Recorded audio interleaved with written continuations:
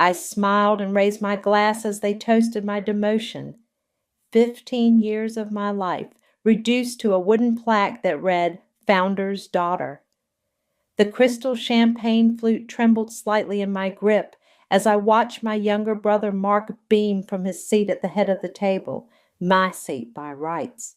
My name is Brianna, and I turned my father's failing hardware store into a $10 million enterprise. But apparently, that wasn't enough to earn the CEO position I'd spent my entire adult life working toward. To Mark Hansen, our new Chief Executive Officer. My father's voice boomed across our family dining room where we gathered for our traditional Christmas dinner. And to Brianna for supporting the family business all these years. Supporting, always supporting, never leading. The other executives and board members, all men naturally, clinked their glasses and murmured their approval.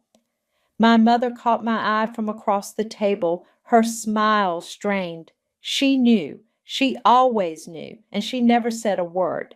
Speech, someone called out, and Mark stood up, straightening his designer tie that probably cost more than our first store's monthly rent. Well, wow, he chuckled, running a hand through his perfectly styled hair. This is unexpected. I nearly choked on my champagne. Unexpected. He'd spent the last 5 years floating between Buddhist retreats and startup ventures that went nowhere, while I worked 14-hour days expanding our market share. But Dad's right. It's time for fresh blood, a man's touch at the helm. Mark grinned. No offense, sis. None taken, I replied, my voice steady despite the inferno raging in my chest. You'll do great things, I'm sure. Carlos, our operations manager, shot me a concerned look. He knew better than anyone what I'd sacrificed for this company, the missed dates, the canceled vacations, the endless nights poring over expansion strategies. Brianna, my father called out, come up here and give your brother a proper welcome. I rose smoothly, my black cocktail dress catching the light from the chandelier I'd helped pick out when we renovated the family home. Walking to the front of the room felt like crossing a battlefield in heels. Mark, I said, turning to face the crowd, I remember when you were 10 and you used to play store in the warehouse. Gentle laughter rippled through the room. You'd stack empty boxes and pretend to be Dad. Mark's smile flickered. He remembered what came next. You knocked over an entire shelf of premium power tools. $30,000 in damaged merchandise. I paused, letting that sink in. I covered for you, told Dad it was my fault for not securing the shelving properly. Ancient history, Mark said quickly, but I wasn't finished. That's what family does, right? We support each other. I raised my glass again. To the new CEO, may you handle the real inventory better than the empty boxes. Scattered chuckles. More uncomfortable this time. My father's face had darkened, but he couldn't say anything without making a scene. Later, as guests filtered out into the snowy December night, he cornered me in the kitchen. That was inappropriate, he growled, his breath heavy with bourbon. You're supposed to be setting an example. Like the example you set? I loaded plates into the dishwasher with precise movements. Giving the company to someone who couldn't tell a Phillips head from a flathead 6 months ago? Mark has vision, leadership quality. He'll learn the details. I slammed the dishwasher shut. I doubled our revenue last quarter. I opened 3 new locations. You did your job, he cut me off. But this company needs someone who can take it to the next level, someone who can command respect. Because I'm what? Too soft? Too emotional? The words tasted like acid. Because you're my daughter, he said, as if that explained everything, and I need to think about the future. I looked at him then, really looked at him. Gray hair, weathered face, that familiar stubborn set to his jaw. For the first time, I saw him clearly, not as my father, but as an obstacle. You're right, I said quietly. We should all think about the future. He seemed surprised by my sudden calm, but satisfied. He patted my shoulder awkwardly before shuffling off to join the remaining guests. I stood alone in the kitchen, fingering the cheap plaque they'd given me, Founder's Daughter, as if that was all I'd ever been, all I'd ever be. They thought this was my end, my final chapter in the story of Hanson Hardware. But they didn't know about the papers sitting in my home office, about the meetings I'd had with suppliers, about the new company I'd incorporated 6 months ago when I first saw the writing on the wall. They thought this was my end. It was only my opening move. 6 months before that Christmas dinner, I sat in my office reviewing next year's leadership forecasts. The spring sunlight streamed through the windows, illuminating the spreadsheet that confirmed what my gut had been telling me for months.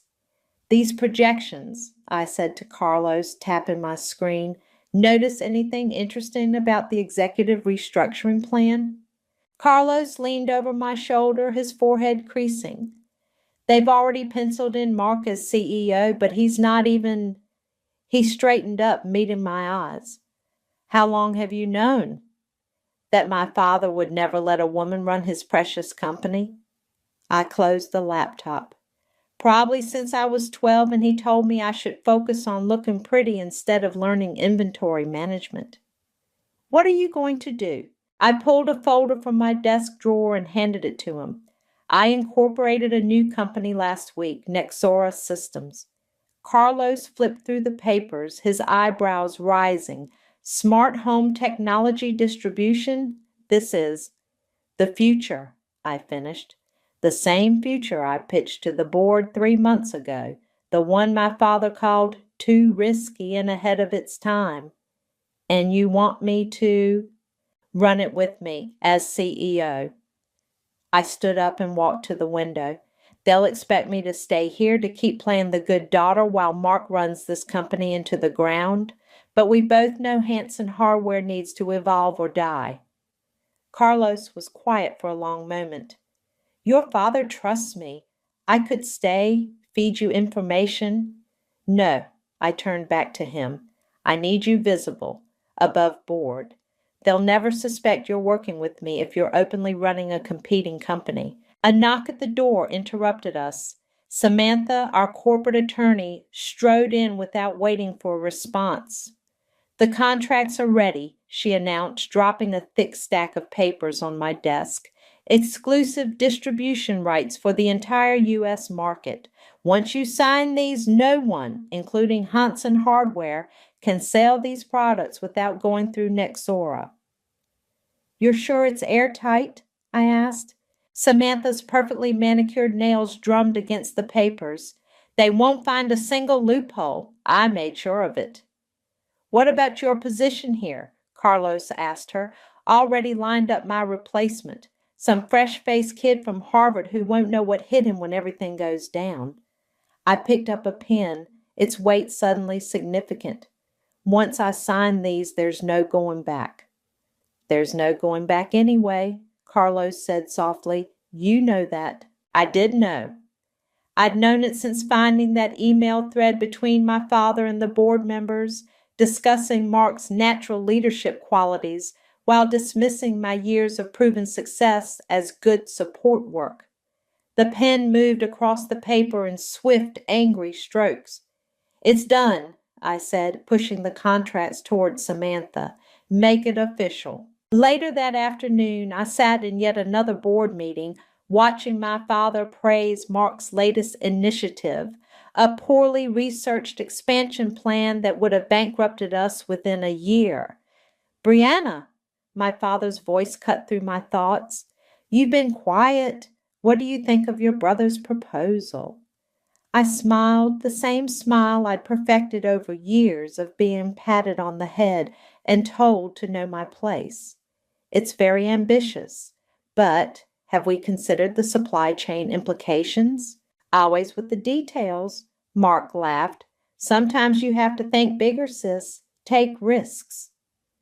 "Speaking of risks," I replied smoothly, "have you secured the smart home tech lines for this expansion? Those products account for 40% of your projected revenue. Mark's confidence wavered. Well, we have existing relationships with. Actually, I cut in, I heard those distribution rights were just acquired by a new player in the market. Nexora Systems, I believe. The room grew quiet. My father's eyes narrowed. I'm sure we can negotiate, he said firmly. I gathered my papers, standing to leave. I'm sure someone will try.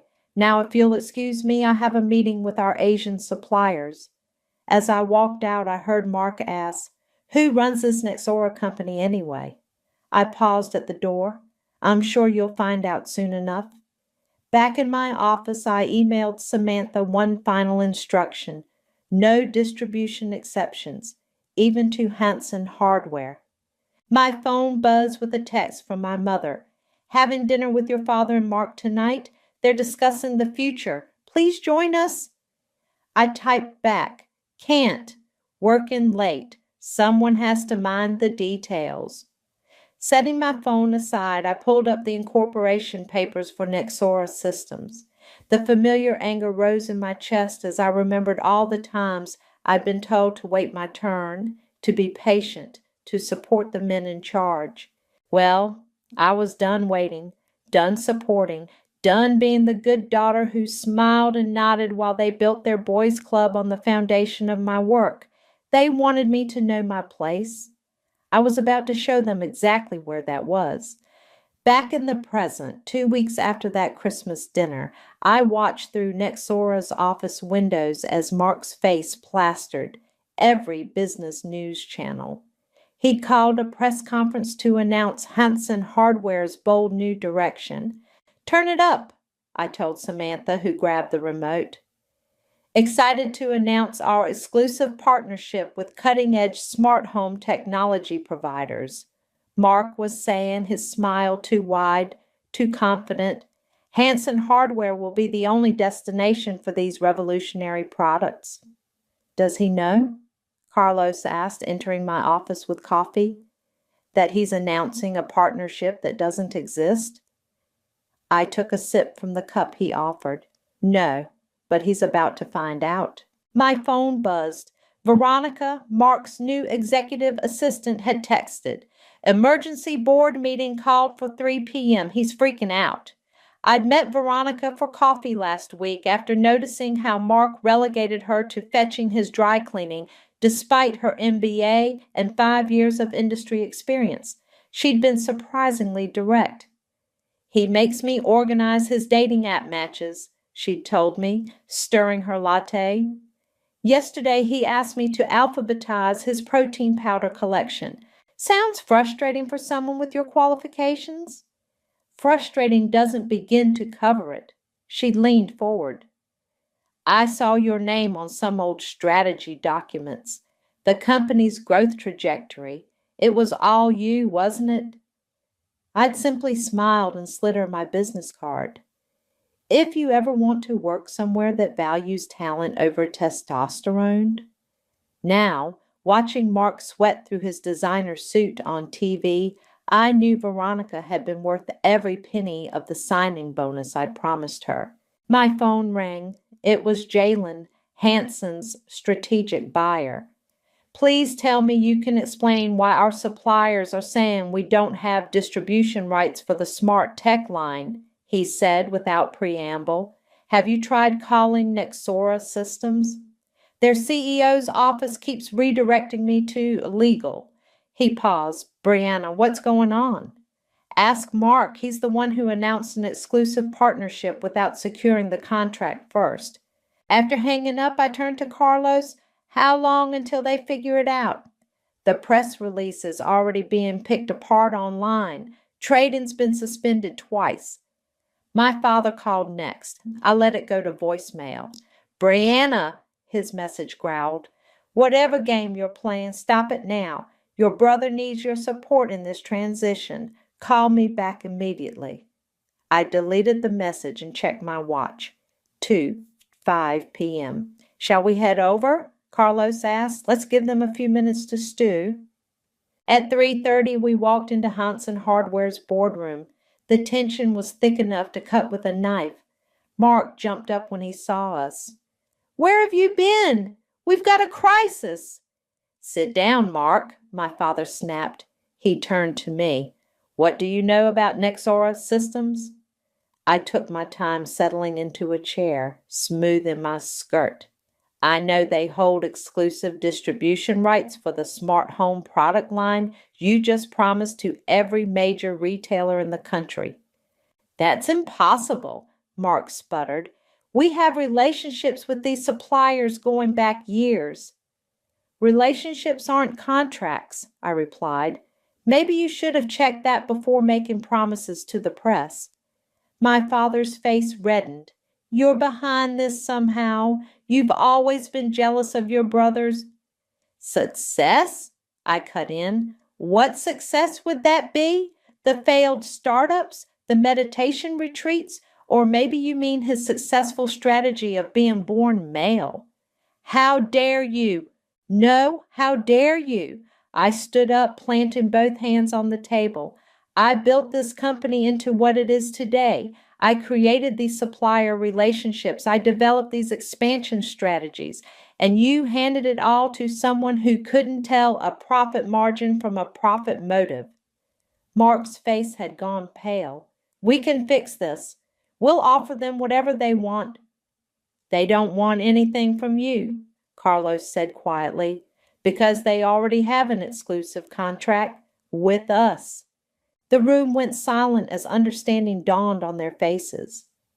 "Us?" my father whispered. I smiled, the same smile I'd given them at Christmas. "Carlos is CEO of Nexora Systems." I paused for effect. "And I own controlling interests." "You can't do this to us," Mark said, his voice cracking. "We're family." "Family?" I picked up my briefcase. "I stopped being family the moment you took credit for my life's work. Now I'm just another competitor." I headed for the door, then turned back. "Oh, and Mark, you might want to prepare a statement walking back that press conference. Lying to shareholders is generally frowned upon." As Carlos and I walked out, I heard my father shouting for someone to get their lawyers on the phone, but we all knew it was too late. The game had changed, and I was done playing by their rules. A week later, I sat across from Mark and my father in Nexora's conference room. The table between us might as well have been an ocean. Samantha sat to my right, a stack of contracts before her. Carlos stood by the window watching the city below. "These terms are ridiculous," Mark said, throwing down the proposal. "A 50% markup? Minimum order quantities that would fill 3 warehouses?"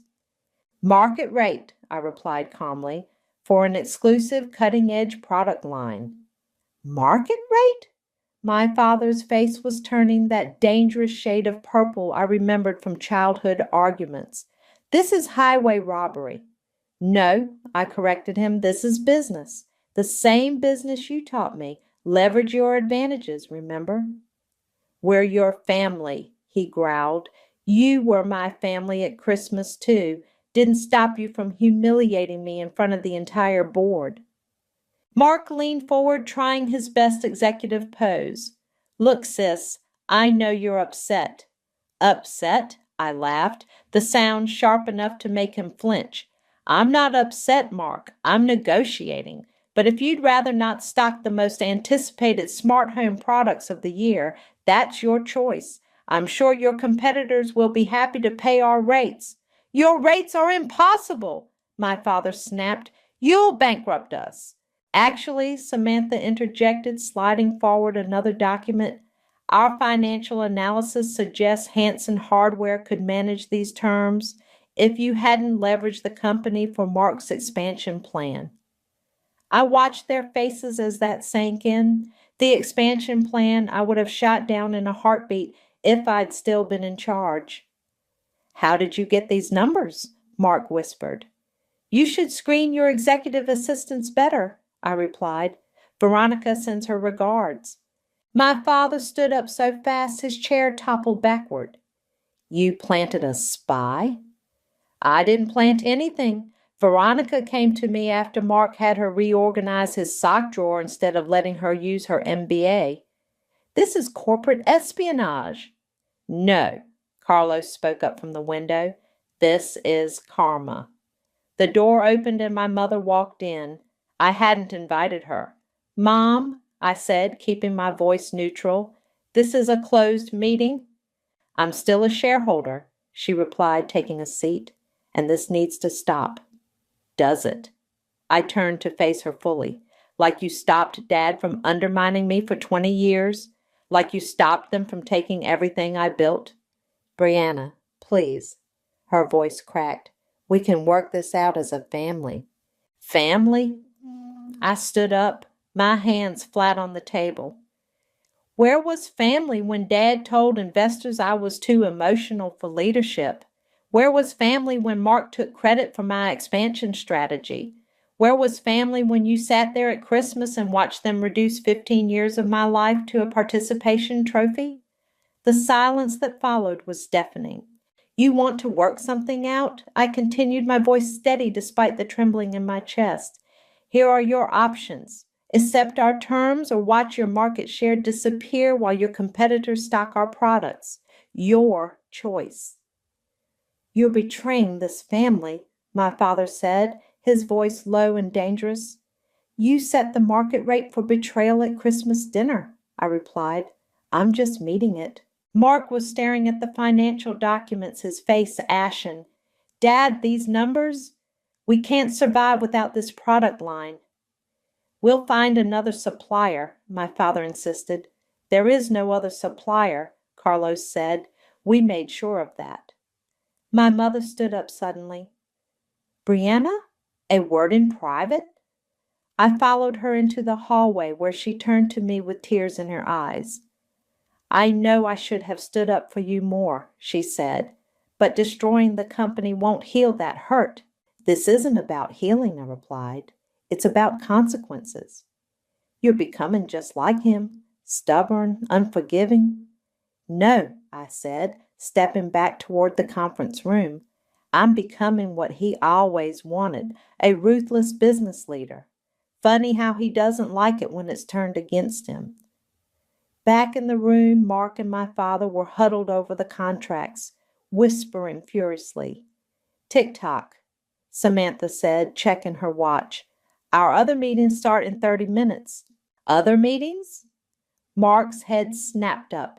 Your competitors have expressed strong interest in exclusive regional rights, I explained. We're entertaining offers this afternoon? My father's face went from purple to white. You wouldn't. Try me. Mark grabbed a pen with shaking hands. Where do I sign? Mark, don't. My father started. We don't have a choice, Dad. You saw the numbers. I watched as Mark signed away Hanson Hardware's future, one dotted line at a time.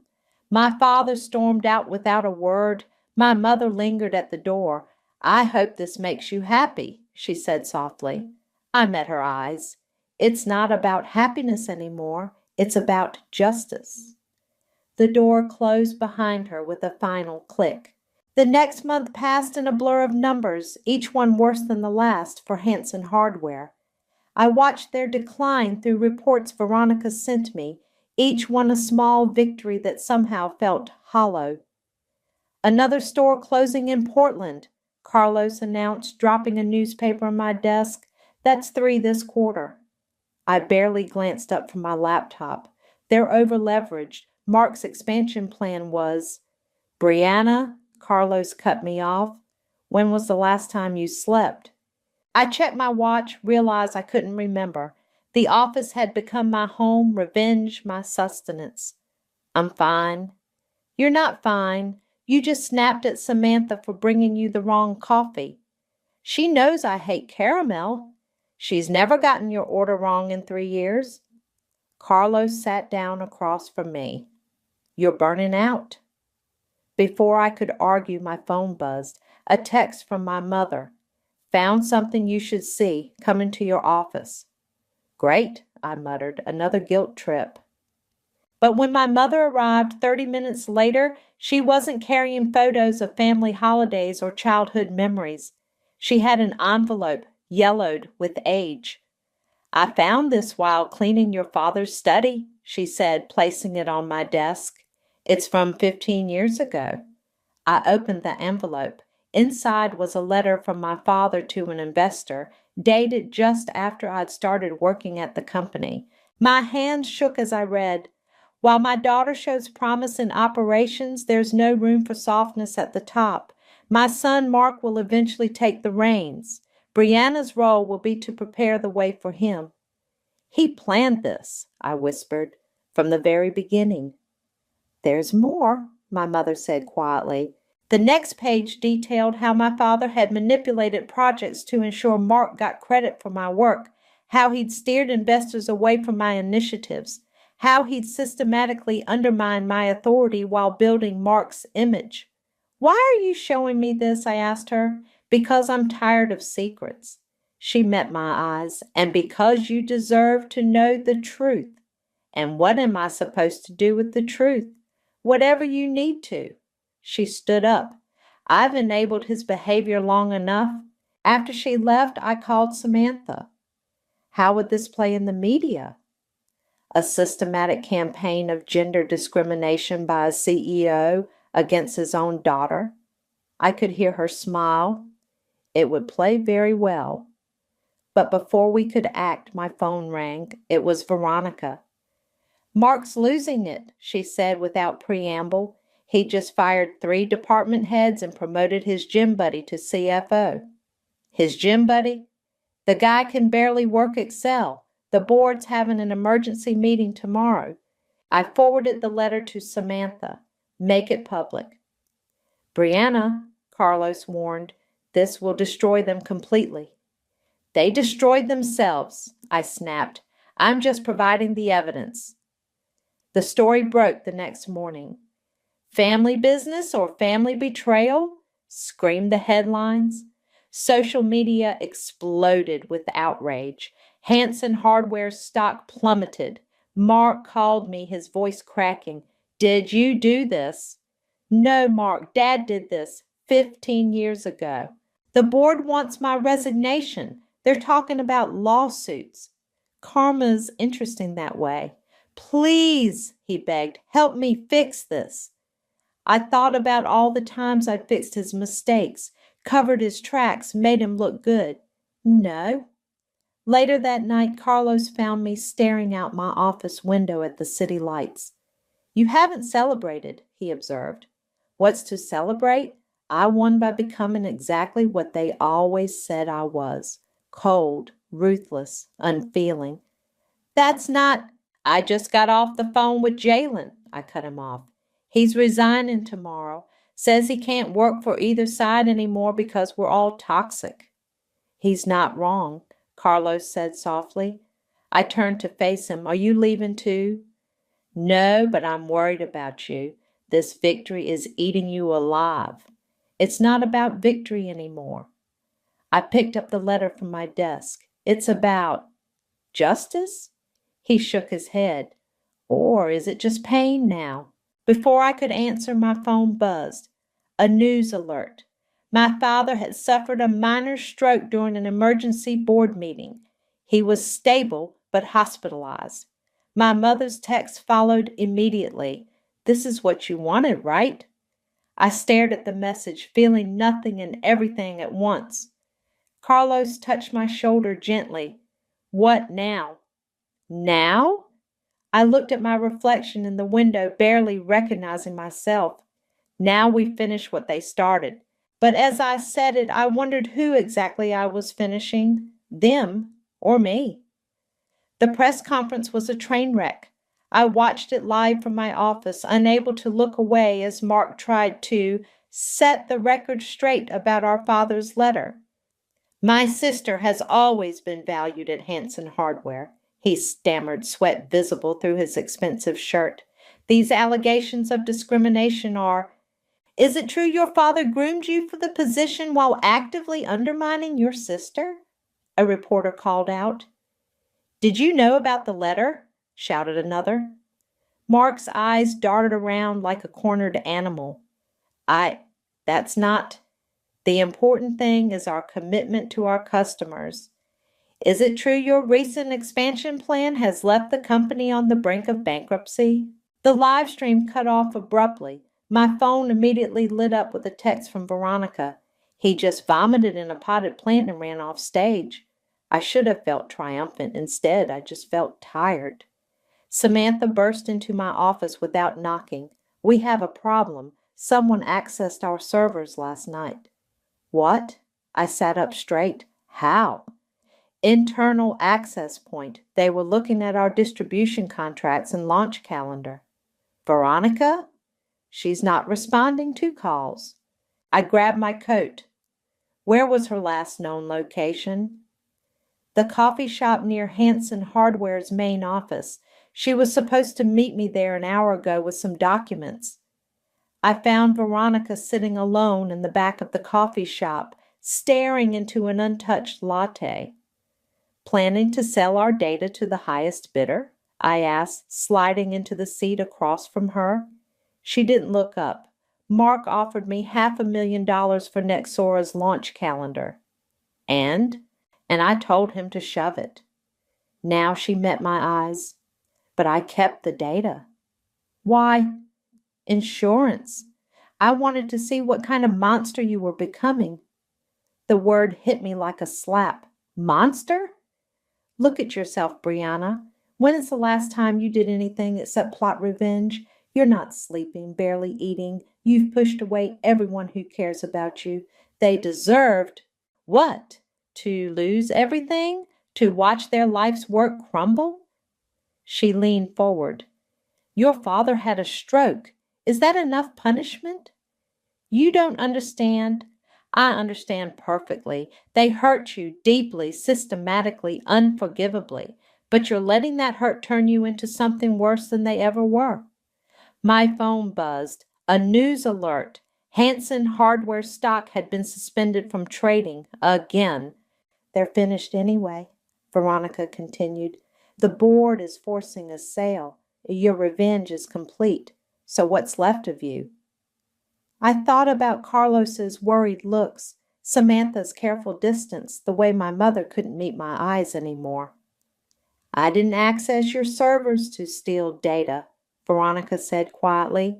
I did it to show you what you've become, someone who trusts no one, who sees betrayal around every corner, who's just like him, I finished. She nodded slowly. The question is that who you want to be? My phone rang. It was Mark. The buyers want to meet, he said without greeting. Some private equity firm. They're offering pennies on the dollar. And I need your help one last time. Not for me, but for the employees. 3,000 people are about to lose their jobs because of our family drama. I thought about all the people who'd worked for us over the years, the families that depended on those paychecks. Send me the details, I said finally. After hanging up, I looked at Veronica. You kept the data as leverage, but not against us, against yourself. What do you mean? You needed to prove you could have betrayed us but chose not to, because that's what real loyalty looks like. I stood up, something I've forgotten lately. Back at my office, Carlos was waiting with more news. The private equity firm? He said. They're going to strip the company for parts, sell off the real estate, liquidate inventory, fire everyone. I stared out the window at the city skyline. Somewhere out there, 3,000 families were about to get very bad news. Unless, Carlos added, unless what? Unless someone else buys them first, someone who knows the business inside and out, someone who could actually turn it around. I turned to face him. You can't be serious. Why not? You won the war, Brianna. Maybe it's time to stop burning bridges and start building something new. My phone buzzed again. A text from my mother. Your father's asking for you. I looked at the message for a long moment, then at Carlos. Get Samantha, I said finally. We need to draft a proposal. For what? A hostile takeover, but this time we're going to do it right. Because maybe Veronica was right. Maybe the real question wasn't what I could destroy, but what I could build from the ashes. The hospital room was quiet except for the steady beep of monitors. My father looked smaller somehow, diminished against the white sheets. He turned his head as I entered, his eyes clearing with recognition. Come to finish what you started? His voice was weak but still carried that familiar edge. No.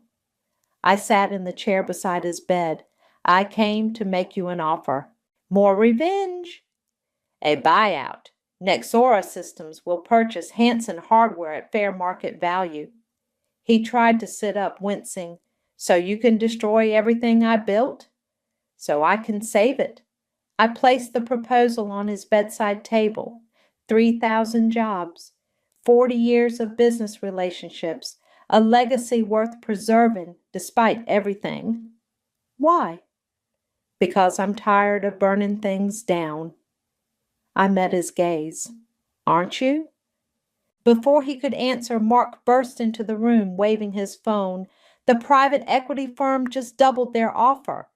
Sit down, I told him. Both of you need to hear this.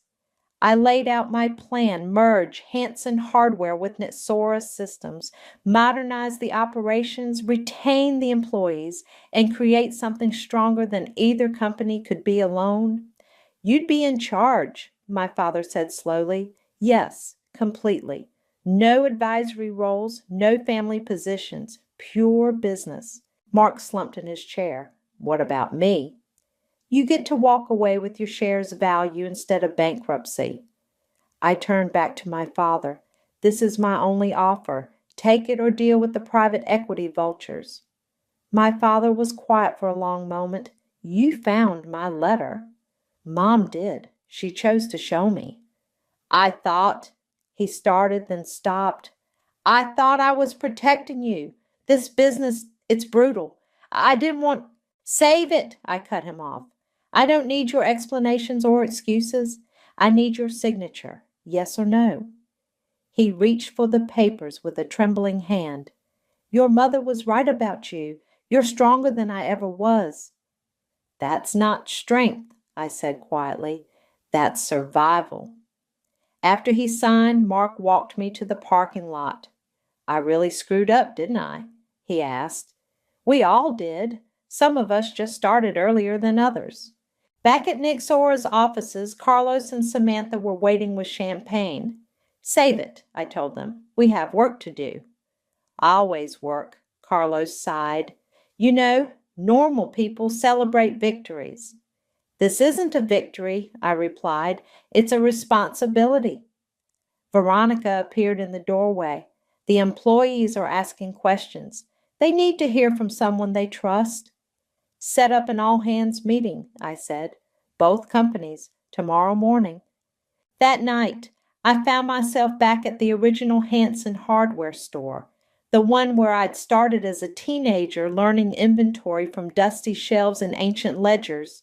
My mother was there, standing in the empty parking lot. I knew I'd find you here, she said. Did you ever regret it? I asked, staying quiet all those years. Every day. She touched my arm gently. But you're not me, Brianna. You found your voice and used it to tear everything apart.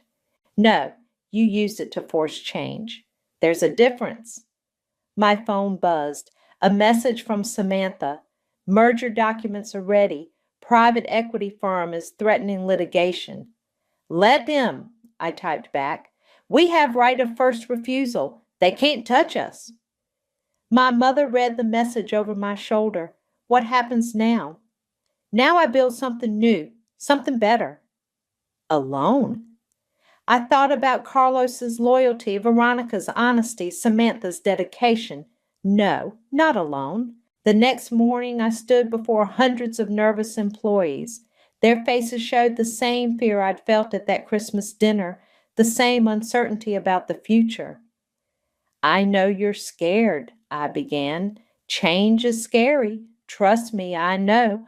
But what we're building here isn't about revenge or power. It's about proving that success doesn't require sacrificing people for profit. I saw heads nodding, faces relaxing. Every person in this room has value. Every voice matters. And together, we're going to create something extraordinary. As I finished speaking, Carlos handed me a familiar wooden plaque, the one from Christmas. Founder's Daughter. I held it up. This was meant to define me, to put me in my place. I dropped it into a trash can. But we define ourselves, and my definition includes all of you.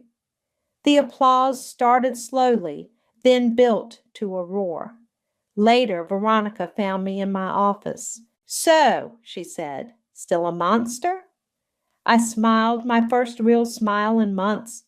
"No, something much more dangerous." "What's that?" "A leader who remembers what it's like to be powerless.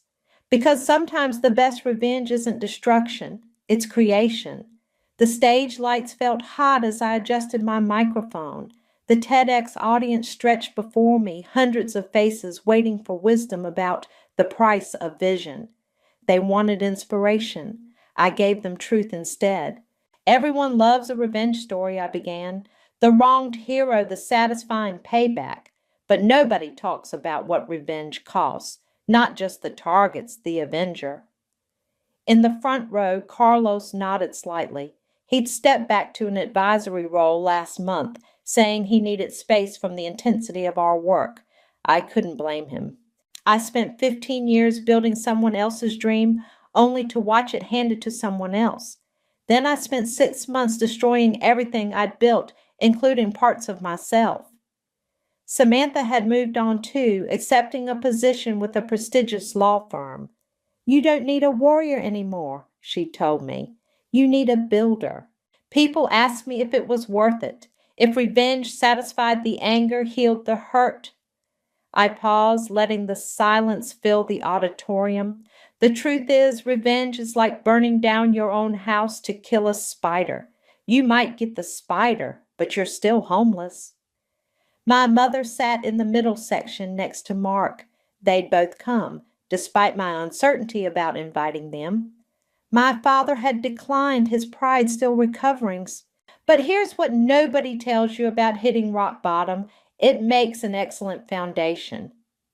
I clicked to the next slide, our new company logo. Not Hansen Hardware or Nexera Systems, but something new, Phoenix Innovations. We took two broken companies and created something stronger, not through destruction, but through transformation. We implemented profit sharing for all employees, created mentorship programs, promoted based on merit, not gender or connections. In the wings, Veronica gave me a thumbs up. She'd become our Chief Innovation Officer, her talent finally recognized. The hardest part wasn't the business strategy. It was facing myself in the mirror every morning and choosing who I wanted to be, the monster who burned everything down, or the leader who could build something better from the ashes. After the talk, Mark caught up with me backstage. "Nice speech," he said awkwardly. "Very honest. That's the point of healing, isn't it? Honesty?" He shifted uncomfortably. "Listen, I've been thinking about what you said, about merit and talent." He handed me a business card. "My friend runs this startup incubator. They're looking for mentors." I studied the card. "You're volunteering at a women's business initiative?" "Trying to balance some karma." He managed a small smile. "Besides, someone needs to warn them about entitled brothers." Later that evening, I visited the old Hansen Hardware flagship store. The windows were dark, the shelves empty. Our new company had moved to modern facilities across town. I picked the locks, some skills never fade, and walked through the musty aisles. In the back office, buried under debris, I found the ledger I'd first managed at 19. The pages were filled with my careful handwriting, tracking every nail and bolt. My phone buzzed. A text from my father. "Watched your talk online. You're right. I'm sorry." I stared at those two words for a long time. They weren't enough, but they were something. I typed back, I know. Walking through the empty store one last time, I remembered all the dreams I'd had here, the plans I'd made, the ladders I'd climbed, the ceilings I'd hit. I pulled out my phone again and called Veronica. Remember that mentorship program we discussed? I asked. Let's double the budget and add a specific track for family business succession. Planning to prevent more stories like yours? Planning to create better ones. I stepped outside into the cool night air. Across the street, a young woman was locking up her small boutique. She saw me and waved one of our mentorship participants. My phone buzzed again, a message from Carlos. Missing your crazy intensity. Dinner tomorrow. I smiled and replied, only if you're ready to hear about my next big idea. There's always a next big idea with you, he texted back. That's why we followed you. Standing there in the darkness, I realized something important. Revenge hadn't made me whole. Building something new hadn't either. What had healed me was simpler and harder than that. I'd learned to trust again, to create instead of destroy, to lead without fear or fury. I looked up at the stars, remembering that Christmas dinner that felt like a lifetime ago, the plaque that read Founder's Daughter, the fury that had driven me to burn it all down. I didn't burn bridges anymore. I paved new ones, and yes, I still dreamed of fire sometimes. But now it was the kind that forged steel, not the kind that left ashes. That was the real price of vision and its reward.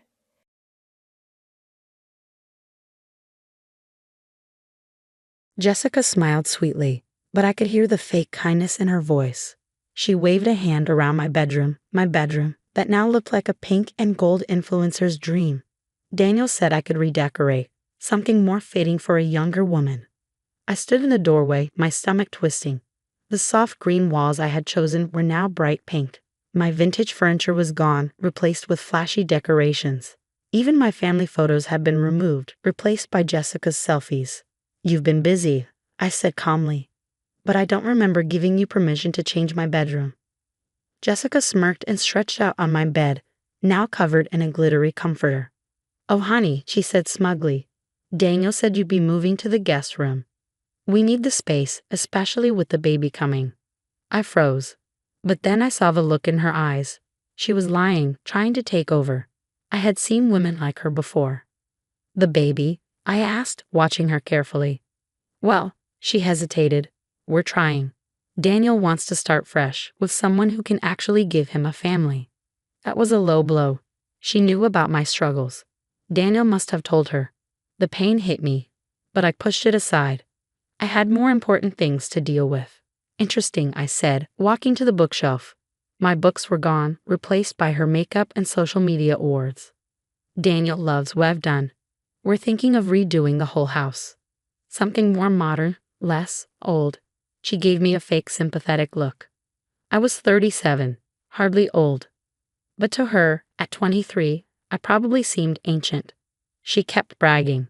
We're even making a TikTok room. Daniel supports my influencer career, unlike someone who was too busy with real estate. I smiled. My boring real estate job had taught me a lot, especially about contracts, property, and ownership. That's quite a plan, I said, stepping into the bathroom. Even here, Jessica had covered everything in pink crystals and makeup. Jessica leaned against the door. Daniel says this is my house now. No need for divorce papers or splitting property. You should just leave quietly. I turned to her, meeting her gaze. She really thought she had won. Actually, I said, pulling out a folder from my bag, we need to talk about something important. Jessica frowned. What's that? The property deed, I said, placing the papers on the counter. She grabbed them, her nails tapping against the pages. I don't understand. Daniel said the house was in his name. Daniel says a lot of things, I replied. But 2 years ago, when he was too busy to read what he was signing, he transferred the house to me. This house is mine. Her face turned pale. But he said, I'm sure he told you a lot. I continued, pulling out my phone. Like how he was separated, that I was cold and heartless. Did he also mention the private investigator I hired 6 months ago? Her eyes widened. What? Or the hidden cameras? I swiped through photos. The ones that caught you sneaking in, trying on my clothes. That's not, she stammered, stepping back. And I bet he didn't tell you about his grandmother's trust fund, the one that says if he cheats, he loses everything. I smiled. That fund is worth way more than his medical practice. Jessica sank onto the bed, her confidence fading. He said you'd just leave, she whispered. I picked up my papers. Well, here's what's actually going to happen. The next morning, I sat in my lawyer's office watching Jessica's latest TikTok livestream on my phone. She was tearfully explaining to her followers how she'd been deceived and manipulated by an older man who promised her the world. Funny how quickly her story changed when she realized she wasn't getting my house. Everything's in order, Amanda, my lawyer, said as she organized the final documents. The cease and desist has been delivered to both Jessica and Daniel. She has 24 hours to remove her belongings from your property, and he's been formally notified of the trust violation investigation. I smiled, thinking about how Daniel had stormed into the house last night after Jessica called him crying. His face had turned an interesting shade of purple when I played the security footage of him promising her my house. How dare you, he'd shouted. You set me up. No, Daniel, I'd replied calmly. I protected myself. There's a difference. Now, watching Jessica's dramatic social media meltdown, I felt oddly peaceful. The last 6 months of gathering evidence, staying quiet, and planning my response had paid off perfectly. His grandmother's trust executor is reviewing the evidence, Amanda continued. Given the extensive documentation we provided, they'll likely begin the forfeiture process within the week. I nodded, remembering the day I'd discovered the trust's adultery clause. It had been purely accidental. I was helping Daniel organize old family papers when I found it. He'd never bothered to read the fine print, too busy building his reputation as a brilliant surgeon to care about legal details. My phone buzzed with a text from Daniel. You've ruined everything. I hope you're happy. I shoved it to Amanda, who rolled her eyes. He still doesn't get it, does he? He ruined everything himself. You just made sure you were protected. Speaking of protection, I said, what about the house renovations? Amanda grinned. Already handled. I've sent invoices for all damage and unauthorized changes to both of them. The pink paint, the removed fixtures, even the stick-on crystals in the bathroom. They're legally responsible for returning the property to its original condition. My phone buzzed again, this time with a call from Daniel's mother, Eleanor. I've been expecting this. I put the phone on speaker. What have you done? Eleanor demanded without preamble. Daniel is devastated. That trust was his inheritance. Hello, Eleanor. I replied calmly. Yes, it was his inheritance. Right up until he decided to move his mistress into my house. She's young, she made a mistake, and Daniel, well, men have needs. Men have needs. I repeated, sharing a knowing look with Amanda. Does that include the need to give away houses they don't own? Eleanor sputtered. He built that house. No, Eleanor. He paid for half of it. I paid for the other half, and then 2 years ago he signed full ownership over to me. Would you like me to send you the documentation? There was a long pause. Eleanor had always respected paperwork and proper documentation. It was one of the few things we had in common. Send it, she said finally. And the trust documents too. After I hung up, Amanda handed me another folder. The property restoration company can start next week. They'll remove all of Jessica's changes and return everything to its original state. Actually, I said, thinking about the garish pink walls and tacky decorations, I might want to make some changes of my own. It's time for a fresh start. Amanda smiled. That's what I like to hear. Oh, and one more thing. She pulled out her phone, showing me Jessica's latest social media post. The young woman was tearfully packing up her influencer awards, her makeup streaked dramatically down her face. Guess she's not getting that TikTok room after all, I mused. Just then, my phone lit up with a text from Jessica herself. I'm sorry. I didn't know about the trust or the house. Daniel told me you were already separated. I showed the message to Amanda. Should I respond? Actually, Amanda said, using my favorite word of the week, I have a better idea. I raised an eyebrow, intrigued. Amanda had been my lawyer for 5 years, and she'd never steered me wrong. The trust executor wants to interview everyone involved, she explained, including Jessica. Maybe it's time she learned exactly what else Daniel has been hiding. I thought about the other evidence I'd gathered, the messages to other women, the secret accounts, the pattern of manipulation that stretched back years before Jessica entered the picture. You know, I said, that actually sounds perfect. As I left Amanda's office, I felt lighter than I had in months. The house was mine, the trust was being investigated, and Daniel's carefully constructed world of lies was crumbling around him. My phone buzzed one last time, another message from Daniel. We need to talk. Please, I made a mistake. I looked at the message for a long moment, thinking about all the years I'd spent trying to be the perfect wife, supporting his career, maintaining our beautiful home, and believing his excuses about late-night surgeries and emergency consultations. Actually, I typed back, we don't. Then I blocked his number and drove home to my house. My pink-walled, crystal-covered house that would soon be transformed into something new. Something that was entirely mine. The renovation company would arrive tomorrow, but tonight I had some packing to do, starting with removing every trace of Daniel and his mistress from my bedroom. 3 months later, I stood in my completely renovated master bedroom, admiring the transformation. The garish pink walls had been replaced with a serene blue-gray. My vintage vanity was back in its rightful place, and new family photos, featuring just me and my closest friends, adorned the walls. The doorbell rang, and I found Eleanor standing on my porch. Her usual polished appearance was slightly disheveled, and she clutched a thick envelope in her hands. "Can I come in?" she asked, her voice lacking its usual commanding tone. "There are some things you should know." I led her to the kitchen, also beautifully renovated, and poured 2 cups of coffee. Eleanor looked around, taking in the changes. "The house looks lovely," she said quietly. "Very, you." "Thank you," I replied, sitting across from her. "What brings you here?" She placed the envelope on the table. The trust executor finished the investigation. "Daniel," she paused, collecting herself. "Daniel lost everything, not just the trust, but his reputation at the hospital too. Apparently he was falsifying records to meet with women." I wasn't surprised.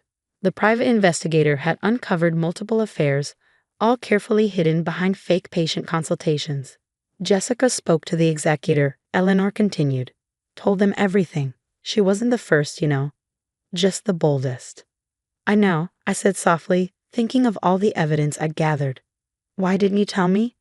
Eleanor asked, her eyes filling with tears. "All these years you must have suspected. Would you have believed me?" I asked gently, "over your perfect son?" She looked down at her coffee, shoulders slumping. "No," she admitted. "I wouldn't have. I'm sorry." The apology hung in the air between us, bridging years of subtle criticism and dismissal. "Daniel's moving to Chicago," she said finally. "The only hospital that would hire him after everything." Jessica's social media posts about being manipulated by a prominent doctor went viral. His colleagues saw them. I tried to feel something, satisfaction, maybe, or vindication. Instead, I just felt peace. "What will you do now?" Eleanor asked, looking around at my renovated home.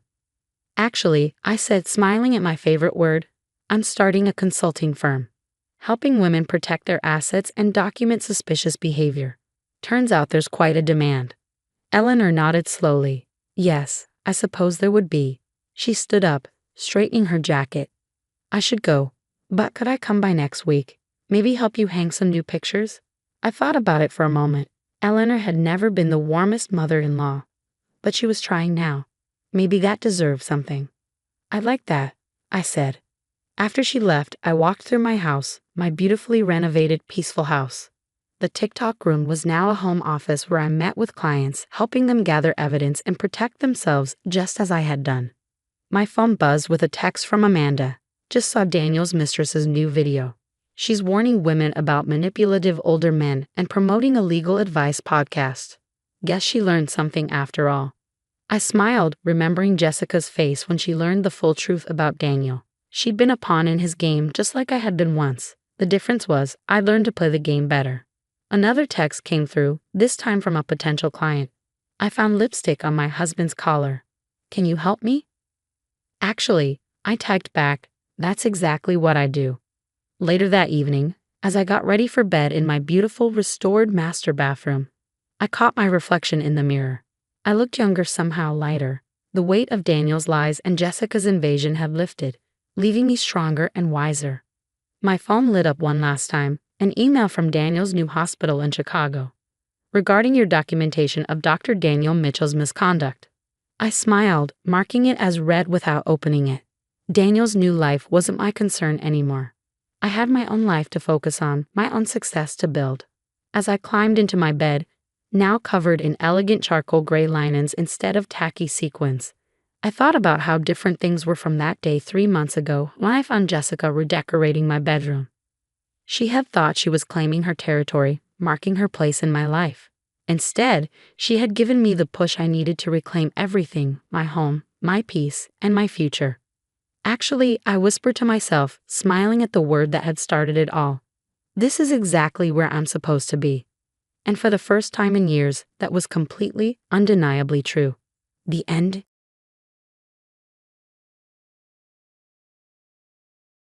I stood frozen at my kitchen window, watching in shock as my sister-in-law, Amanda, destroyed the garden I had cared for over 5 years. She stomped on my special roses with her fancy boots and ripped out the wisteria vines that had been there for over 100 years. This ugly garden has to go, she called out happily to someone I couldn't see. Michael says a modern design will help sell the house faster. My hands shook as I gripped my phone, recording everything. The morning sun made every act of destruction clear as she tore through the plants, ripping out pieces of history. My name is Olivia, and at 35, I was watching my husband's sister destroy not just my garden, but my family's heritage. This 1880s Victorian home had belonged to my family for 4 generations. Every plant had a story. My great-grandmother had planted the roses. The herb garden followed designs from her old journals. The wisteria pergola had been the backdrop for generations of family weddings, including mine just 6 years ago. I had worked hard to restore the garden, even earning recognition from the local historical society. But now, Amanda was tearing it all apart, and I knew why. This place will be worth more with a new look, she shouted. We can put in a rock garden, maybe a fire pit. That's what buyers want. Then I heard my husband, Michael. Just get it done fast, Amanda. I want the house ready to sell by next week. Of course he was in on it. 3 months ago, he told me he wanted a divorce. What he really meant was that he wanted to start over with his 25-year-old personal trainer. I had refused to sell the house. It had been in my family too long. Since then, Michael had been pushing me, complaining about maintenance and costs. When I still wouldn't agree, he moved out but kept his key. I should have changed the locks. A loud cracking sound snapped me back. Amanda was smashing a pergola with a crowbar. Be careful, Michael warned. We don't want injuries. I almost laughed. He cared about Amanda's safety, but not about destroying history. But I wasn't worried. I had planned ahead. 2 months ago, when Michael started talking about selling, I contacted the Historical Society. Thanks to my restoration work, the garden was already in their records, but I took it further. With their help, I got the house and garden protected as historical landmarks. That protection order was finalized last week. Michael and Amanda didn't know yet. They were too busy destroying things to notice the official letter on the kitchen counter still unopened. I kept recording as Amanda kicked over my herb garden. This is better than therapy, she laughed. You should have left her years ago, Michael. Who cares about dead plants and old memories? Michael didn't respond, but I saw him shift uncomfortably. He never understood my love for this place. To him, it was just a house to sell. This garden had survived wars, economic crises, and storms.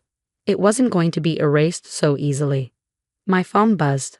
A text from Eleanor, the head of the Historical Society. Got your message. Police and preservation officer on their way. Hold tight. I smiled and kept filming as Amanda dragged her crowbar toward the old stone wall. This ugly wall has to go too, she said, raising the tool. Then I heard sirens. Michael and Amanda froze, finally noticing me at the window. I waved and held up my phone, showing them I had recorded everything. What did you do? Michael demanded as police cars arrived. I picked up the unopened letter from the counter, the Historical Society's seal clearly visible. I protected what's mine, I said calmly, stepping outside to greet the officers. Amanda's face, when she realized she had just destroyed a protected historical site on camera, was almost worth the pain of watching my garden get torn apart. Almost. The next few hours unfolded like a carefully choreographed dance. Police officers photographed the damage while the preservation official, Dr. Marcus Chen, documented every destroyed plant and structure. Amanda's crowbar was bagged as evidence, her designer boots now muddy and ruined as she stood sullenly by the patrol car. This wisteria was over 100 years old, Dr. Chen said, examining the torn vines. The variety isn't even available anymore. This is a significant loss to our historical botanical record. Michael paced by the gate, running his hands through his hair. This is ridiculous, he protested. It's just a garden. I'm a co-owner of this property. I have the right to make improvements. Actually, Eleanor from the Historical Society stepped forward. You don't. This entire property, including the gardens, received protected status last week. Any alterations require approval from the Preservation Board. She held up a thick folder. The documentation shows these gardens are a living museum of Victorian horticultural practices. I watched as the reality of their situation slowly dawned on my husband and his sister. The smug superiority that had fueled their destruction crumbled under the weight of official documentation and legal consequences. You can't be serious, Amanda scoffed, but her voice wavered. They're just plants. These just plants represent one of the best preserved examples of 19th century garden design in the state, Eleanor continued. Mrs. Harrison's restoration work has been featured in historical journals. The property's protected status means any willful destruction is a criminal offense. I saw Michael's face pale as a detective approached him. This wasn't going according to his plan. He'd expected to bully me into selling, clear the property, and walk away with a quick profit. Instead, he was facing criminal charges and hefty restoration fines. The Historical Society will be pressing charges, Eleanor announced, her voice firm. The documented damage to protected historical features is extensive. We'll need a full assessment to determine the restoration costs. Amanda burst into tears, her usual manipulation tactic. I was just trying to help my brother. Olivia's being spiteful, trying to ruin our lives over some stupid flowers. But her tears held no power here. The preservation officer continued photographing the destruction, focusing on the damaged pergola and the heritage roses that had been trampled beyond recovery. These roses, I said quietly, were featured in the Botanical Register of 1837. The original plants came over from England with my great-grandmother. They survived 2 world wars, the Great Depression, and countless storms. I turned to Michael. But they couldn't survive your selfishness. A police officer approached with forms detailing the charges: willful destruction of protected historical property, trespassing, vandalism. Michael's hands shook as he read through them. Olivia, he pleaded, we can work this out. I'll replant everything. We can fix this. I shook my head. Some things can't be fixed, Michael. Like trust, once these plants are destroyed, you can't just replace them. They're gone forever. Eleanor placed a comforting hand on my shoulder before addressing the officers. We'll need to document everything for the restoration assessment. Some of these plant varieties are irreplaceable. We'll have to source similar heritage specimens from botanical gardens. As if to emphasize the magnitude of loss, a piece of the damaged pergola crashed to the ground, its century-old wood splintering on impact. Amanda jumped at the sound, kindly seeming to grasp the seriousness of what she'd done.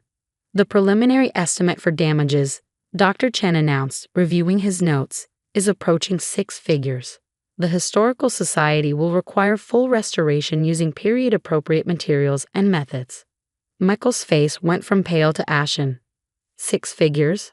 That's impossible. The pergola alone is a registered historical structure, Eleanor explained. It requires specialized craftsmen to rebuild using Victorian techniques.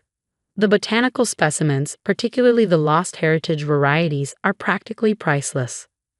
I watched as the officers led Amanda to their car for formal questioning. She'd stopped crying, replaced by a shocked silence as reality set in. Her attempt to help her brother divorce me had instead landed them both in serious legal trouble. Michael tried one last time to regain control. I'll fight this, he threatened. You can't prove we knew about the protection order. The letter's right here, I said calmly, holding up the unopened envelope.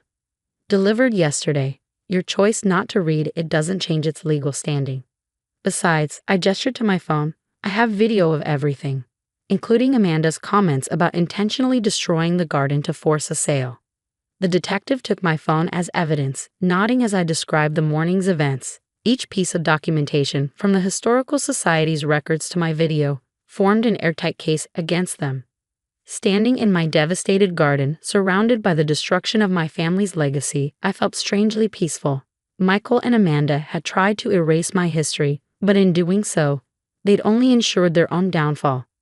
6 months after that devastating morning, I stood in my garden watching as restoration experts carefully replanted heritage rose specimens. The Historical Society had helped source them from botanical gardens across the country, each one chosen to match the destroyed varieties as closely as possible. The pergola had been masterfully rebuilt by a craftsman specializing in Victorian structures, using traditional techniques and materials.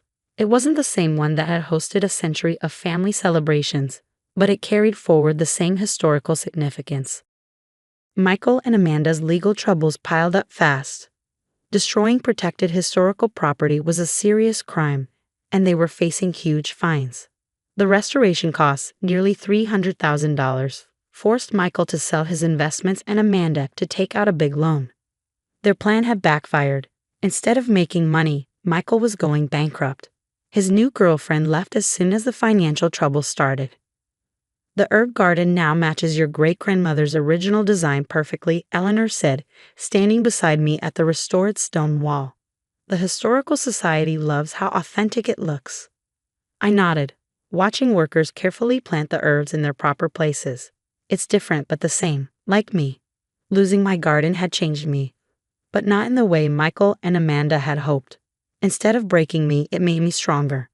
My work on the restoration gained attention from historical preservation groups across the country. I was invited to speak at conferences and had even started helping others restore their gardens. You've turned this into something incredible, Eleanor said. Your documentation will help protect other historical gardens in the future. She was right. I had recorded every step of the process, creating a valuable resource for others. My great-grandmother's gardening journals, once just family keepsakes, were now part of a larger historical record. Amanda had tried to contact me several times, at first angry, then apologetic as she realized the full consequences of her actions. I ignored her calls. Some things, once ruined, can't be repaired. Michael's divorce plan had also failed.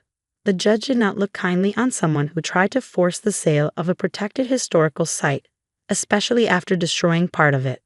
The garden tours can start again next month, I told Eleanor. The new plants should be ready by then.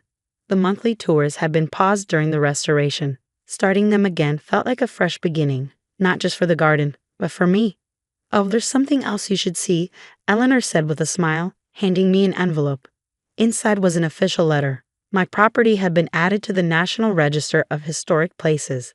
Because of everything that happened, the garden had become even more important. Your great-grandmother would be proud, Eleanor said softly. You didn't just save her legacy, you made it even stronger. Looking around at the restored garden, I felt at peace. The roses were new, but they carried the same history as the old ones. The herb garden followed the same careful layout. Life, like a garden, is about growth. Sometimes destruction clears the way for something stronger.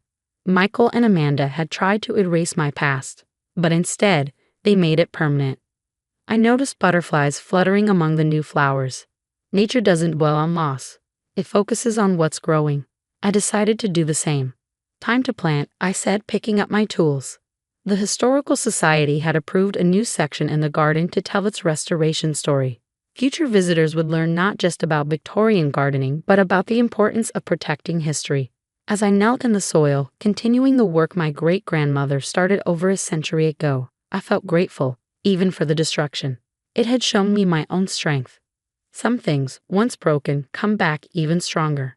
My garden was proof of that. And so was I.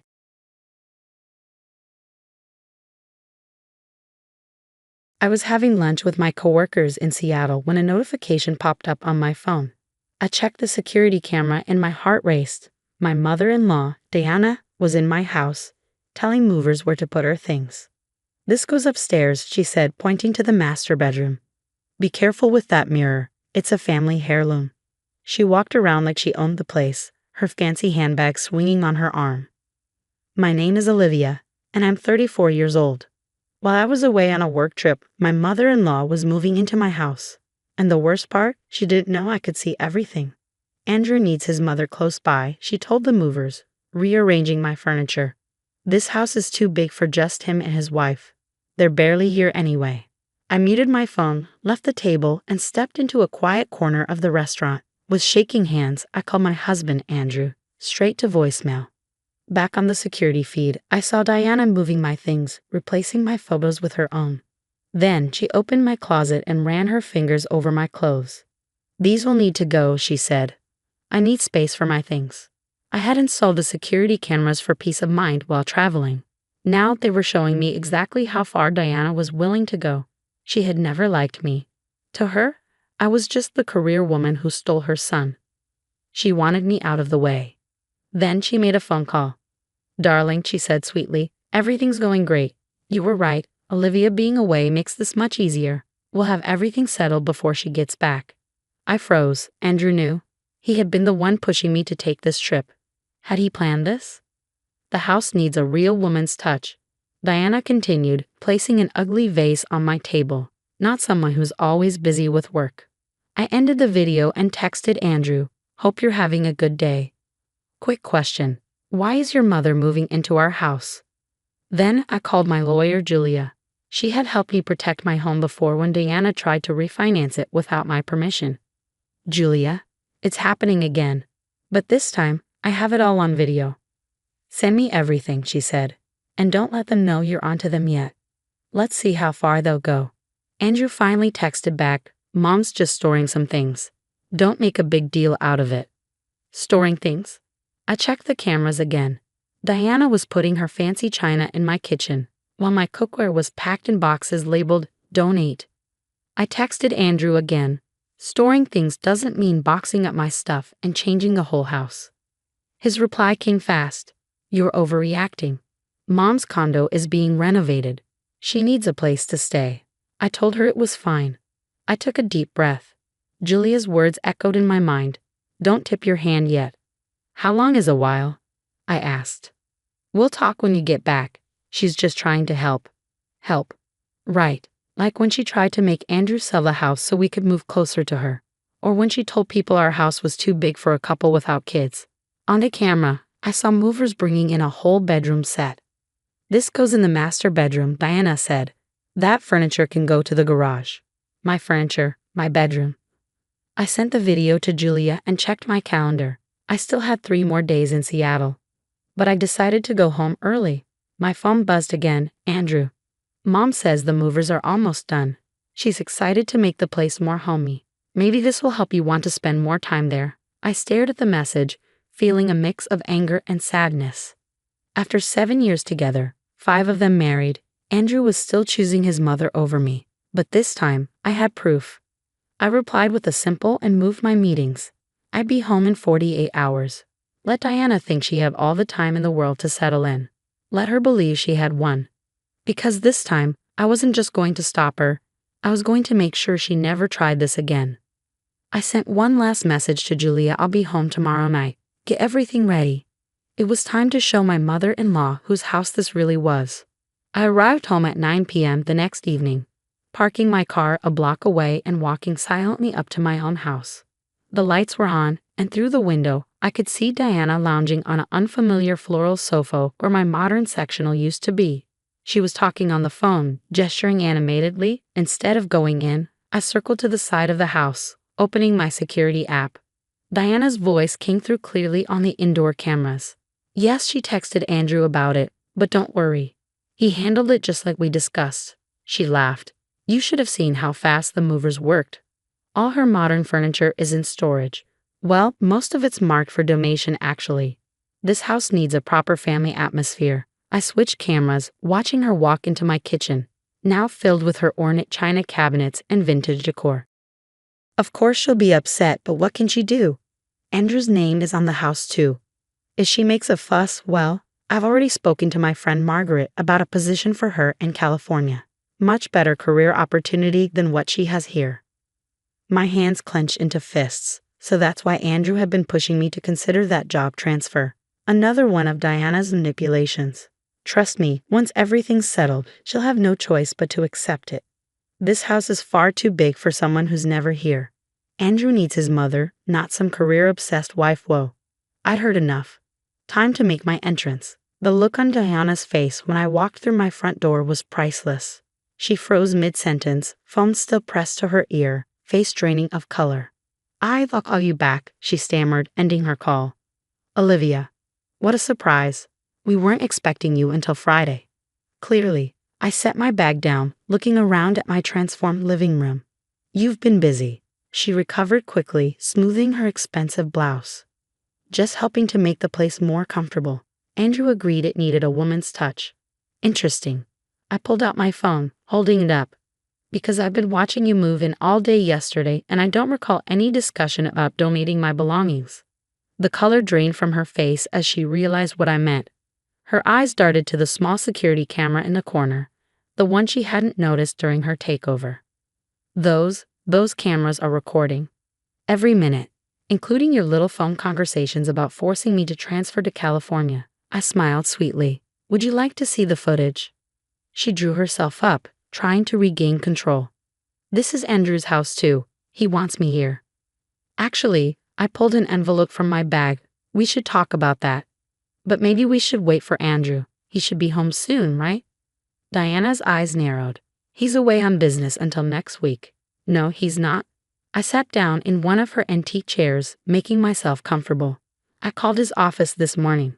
Interesting how his business trip got canceled right when you decided to move in. Almost like it was planned. As if on cue, we heard a key in the lock. Andrew walked in, stopping short when he saw me. Olivia, you're home early. Surprise, I held up my phone, showing the security feed. Your mother and I were just discussing her renovation project. He looked between us, uncertainty crossing his face. Look, I can explain. Mom's condo is not being renovated. I cut him off. I checked. Just like I checked the storage facility where she's been sending my things. Just like I checked the donation center that has no record of any furniture donations, despite what your mother told the movers.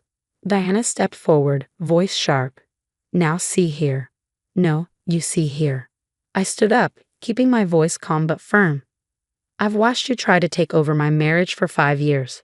I've watched you manipulate, scheme, and undermine me at every turn. But this, moving into my house while I'm away, disposing of my belongings, planning to force me into a transfer? I turned to Andrew. And you? Lying about business trips, helping her plan this behind my back. Did you really think I wouldn't find out? He had the grace to look ashamed. Mom said, she said you were never here anyway. That the house was too big for just us. That maybe if we had more family around. So you decided to let her move in without discussing it with me, your wife? Diana cut in. A wife who's never home. Who puts her career before family. Andrew needs to make a choice. I interrupted, opening the envelope I brought. Right now. I pulled out 2 sets of papers. Option 1. Diana moves out immediately. Everything goes back exactly as it was. We go to marriage counseling, and we set some real boundaries with family. I laid down the second set of papers. Option 2. Diana keeps the house. And you keep your mother. But you lose me. Andrew stared at the divorce papers, face pale. Olivia, you can't be serious. Oh, I am. And before you both start plotting, you should know, Julia has copies of everything. The security footage, the recordings of Diana's phone calls, documentation of every item removed from this house. One call from me, and it all becomes evidence in a very public divorce case. Diana's face had turned an interesting shade of purple. You wouldn't dare. Think of the scandal. Try me. I stood up, grabbing my bag. I'm going to a hotel. You have until tomorrow morning to decide and to get every single piece of furniture back where it belongs. If not, I gestured to the papers. As I walked to the door, I turned back one last time. Oh, and Diana, the cameras are still recording, just in case you get any more bright ideas. I left them standing there, Diana sputtering with rage and Andrew looking lost. For the first time since this began, I felt in control. Let them squirm overnight. Let them realize exactly who they were dealing with. Because one way or another, this power play would be Diana's last. I spent the night at the Marriott downtown, watching the security feeds on my phone. Diana and Andrew argued for hours after I left. She tried every manipulation tactic in her arsenal: tears, guilt, accusations. But something had shifted. For the first time, Andrew wasn't immediately jumping to defend her. Around midnight, my phone buzzed with a text from Andrew. "Can we talk? Please." I replied simply, "Tomorrow morning, 9 a.m., bring your decision." I barely slept that night, alternating between checking the security feeds and wondering if I pushed too hard. But watching Diana bark orders at the mover she called back to fix this mess reminded me exactly why I'd taken this stand. At 8:45 the next morning, I pulled up to our house. The moving truck was gone, and through the windows I could see my furniture back in place. It wasn't perfect. Diana's sense of decorating still lingered in a few spots, but it was a start. Andrew was waiting on the porch steps, alone. "Mom's gone," he said as I approached. "I drove her home last night." I nodded, unlocking the front door. The house smelled like furniture polish and Diana's overwhelming floral air freshener. But underneath that, it still felt like home. "I'm sorry," Andrew said, following me inside. "I know that's not enough, but I am. I should never have gone along with her plan." "No, you shouldn't have." I sat down on our restored couch. "The question is, why did you?" He sank into the chair across from me, looking exhausted. She has this way of making everything sound reasonable. She said you were always traveling, that the house was too empty, that having her here would make it feel more like a family home. And I guess I've never been good at saying no to her. I noticed. I pulled out my phone, showing him the recordings from yesterday. "Listen to how she talks about me, Andrew. About our marriage. She's been trying to push me out since day one, and you've let her." He watched the footage, wincing at Diana's words. "I didn't know she was planning to get rid of your things, or about the California job. You have to believe that." "I do," I said softly. "But that's almost worse. You were so busy trying to keep your mother happy that you didn't even question what she was doing to your wife." Tears formed in his eyes. "I don't want to lose you, Olivia. Please, tell me how to fix this." I pulled out a business card. "This is Dr. Matthews. She's a marriage counselor who specializes in family boundary issues. I made us an appointment for next week." Hope flickered across his face. "You're willing to try?" On 3 conditions, I held up my fingers. 1. Diana returns her key and never gets another one. 2. We set clear boundaries about visiting. No more surprise appearances, no more manipulating our schedules. 3. You commit to the counseling. Really commit. Because this is your last chance, Andrew. I love you, but I won't be your mother's doormat anymore." He nodded, reaching for my hand. "Anything. I choose you, Olivia. I should have chosen you all along." My phone buzzed. A text from Diana. "I hope you're happy. You've turned my own son against me. This isn't over." I showed it to Andrew. His jaw tightened as he read it. "Actually," he said, taking my phone, "it is over."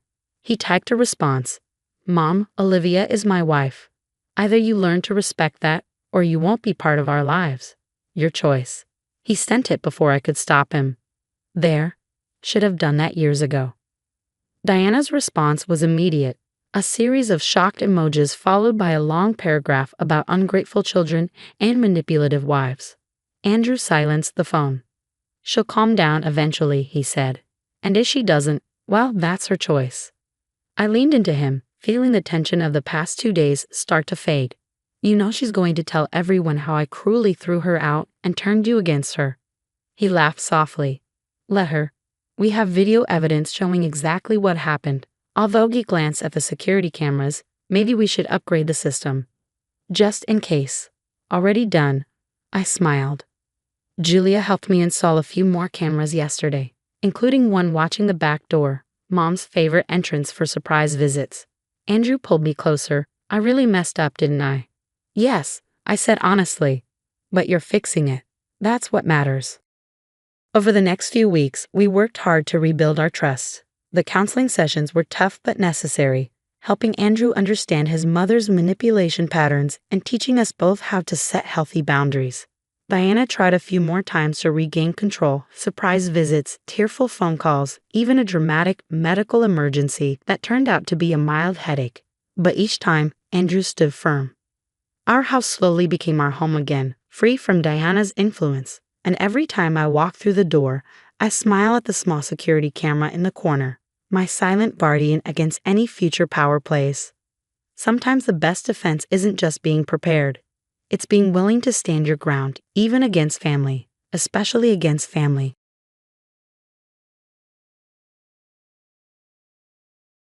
"You're not a real father," Emma shouted, her voice shaking the quiet living room. "Stop pretending you care." Lily, my younger daughter, stood beside her, arms crossed, nodding. I gripped the arms of my old chair, feeling their words hit like sharp knives. After raising them alone for 20 years, this was the pain I never expected. "I'm Daniel," I wanted to say. "I've been your father since you were little. I changed your diapers, helped you with homework, stayed up when you were sick. But none of that mattered now." "We found our real dad," Lily said coldly. She threw a picture on the table, a rich-looking man standing in front of a huge house. "He's successful. Unlike you." I looked at the photo, then at my daughters. Emma, 23, and Lily, 21, stared at me like I was nothing. This was the same house where I had bandaged their scraped knees, wiped away their tears, and cheered them on in life. "We took a DNA test," Emma said. "He's our biological father, and he wants to make up for lost time. He can give us what you never could." I thought about the old box in the attic, full of letters, photos, and secrets I'd kept to protect them. But now wasn't the time to reveal the truth. "If that's what you believe," I said calmly, standing up, "I won't stop you." "That's it," Lily snapped. "You're not even going to fight for us? You can't fight for people who have already made up their minds," I answered. Emma grabbed her bag. "We're moving in with him. He's paying for our college. Something you could never afford." I watched as they packed, taking down family pictures from the walls. Had they been planning this for weeks? Maybe longer? "When you leave," I said softly, "take whatever you want. The house will be empty for a while anyway." Lily hesitated. "What do you mean?" "I got a job offer far away," I said. "Since you found your real father, there's nothing keeping me here." Emma scoffed. "Good. We don't need you pretending anymore." They left without looking back. I went to the attic, opening the box of truths they never asked for. Inside were police reports, letters, and proof of who their biological father really was. The kind of man he had been. The kind of man I had protected them from. But they weren't ready for that yet. That night, I made 3 calls.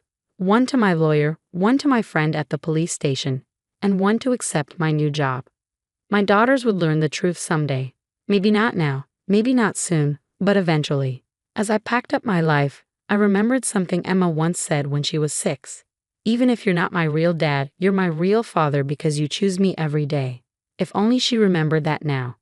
The next morning, as I loaded the last box into my car, I took one last look at our home. The garden we planted, the driveway where they learned to ride bikes, the porch where we had laughed and dreamed. "Goodbye, girls," I whispered. "I hope you find what you're looking for." Deep down, I knew they would. And when they did, I would still be here, waiting. 3 months passed like a slow-motion replay of my worst moments. Each morning, I'd wake up in my new apartment in Seattle, check my phone for messages that never came, and try to build a life that didn't revolve around being a father. My lawyer, Michael, kept me updated.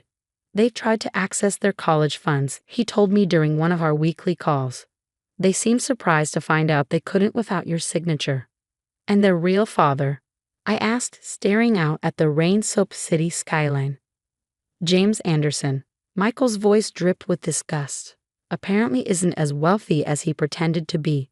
The mansion was rented for photos, and his supposed business empire is more smoke and mirrors than substance." I closed my eyes, fighting the urge to jump on the next flight home. "Have they figured it out yet?" "Not entirely, but they're starting to ask questions. The right ones." The first crack in their perfect new life appeared 6 weeks after I left. Emma called late one night, her voice small and uncertain. I let it go to voicemail. "Dad, I mean Daniel," she stumbled over the words. "Something's weird with James. He keeps asking about Mom's inheritance, about our trust funds. I know we said." I just call me back maybe. I didn't. A week later, Lily texted, "The house feels strange without your stupid dad jokes. James doesn't even know how I take my coffee." I saved the message but didn't respond. Then came the morning I'd been dreading and hoping for in equal measure. Michael called earlier than usual, his voice urgent. "They found out about James' past," he said without preamble. "He got drunk last night, started bragging about how easy it was to find them online, how a DNA test and some fake photos were all it took to get access to their lives." My hand tightened around the phone. "Are they okay?" "Physically, yes. Emotionally, they're asking about the box, Daniel. I think it's time." I had expected this moment, planned for it even, but it still felt like standing on the edge of a cliff. "Follow the protocol we discussed," I said. "They need to understand everything, not just parts of the truth." That afternoon, Emma and Lily arrived at Michael's office, their faces pale and drawn. He handed them each a letter I'd written, explaining that the box contained 20 years of history, their history, but it came with conditions. "Your father," Michael told them, "requires that you review everything together, in order with me present. No skipping ahead, no taking anything home. You'll understand why when you see what's inside." They agreed. In my apartment, I sat staring at my phone, knowing that at that very moment my daughters were learning the truth about their mother, a woman who had abandoned them not once, but repeatedly. They were discovering who James Anderson really was, a con man with a history of targeting vulnerable families. And hardest of all, they were learning what it had cost me to keep them safe, to give them a childhood free from the weight of these truths. Hours passed. My phone remained silent. Then, just as the Seattle sunset painted my windows in shades of orange and pink, a text arrived from Michael. "They know everything now. Ball's in their court."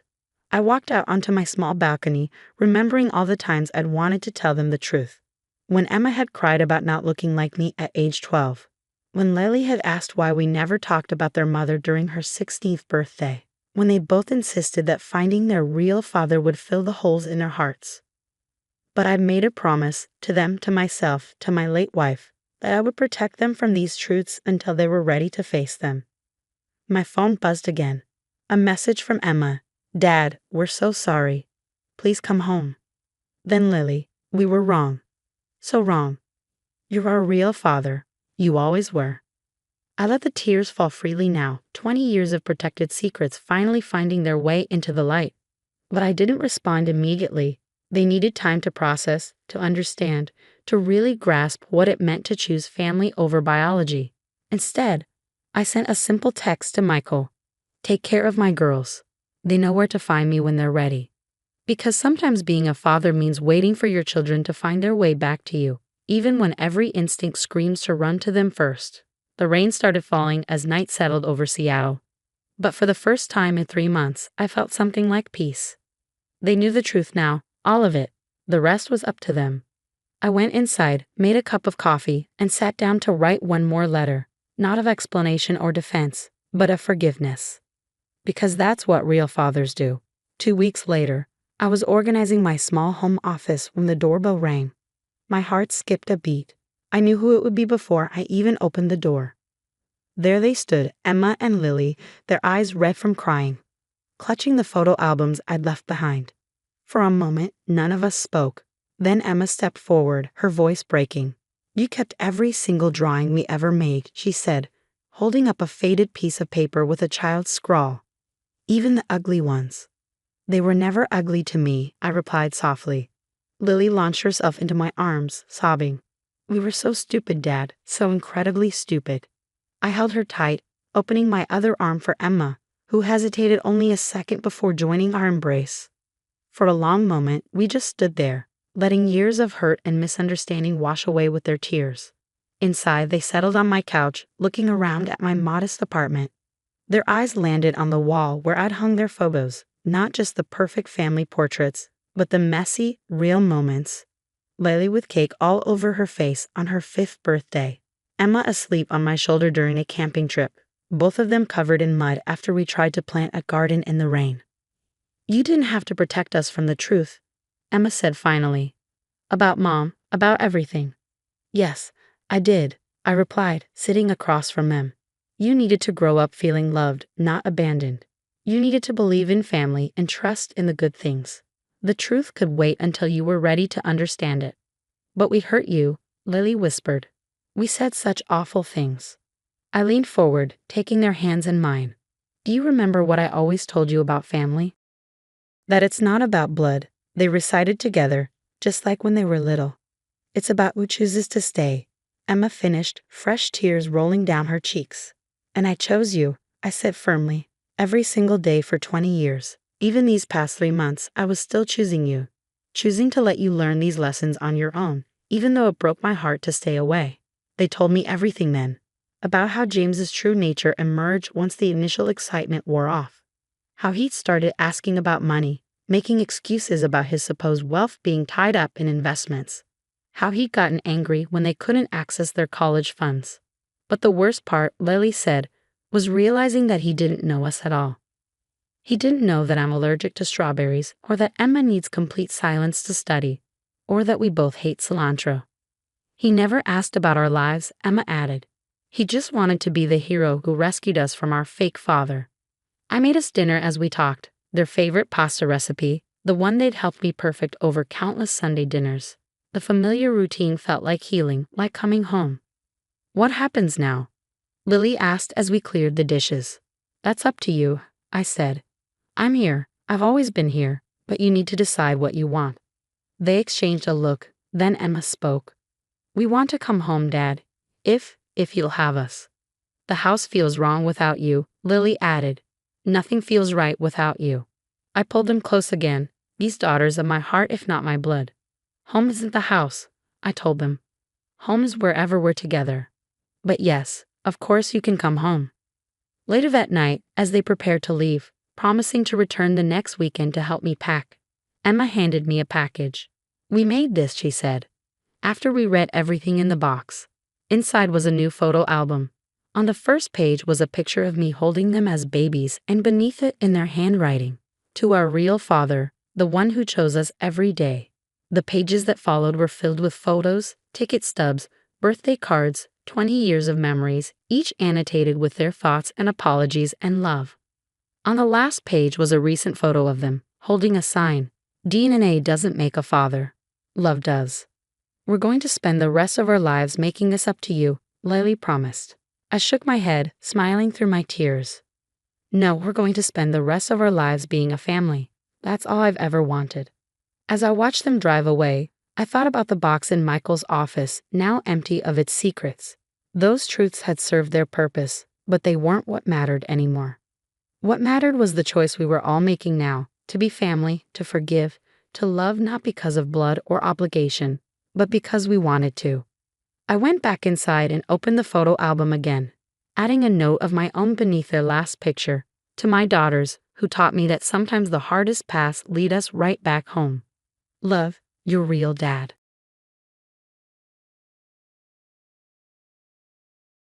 You have no proof this house is yours, Amanda shouted as she threw another box of my things onto the lawn.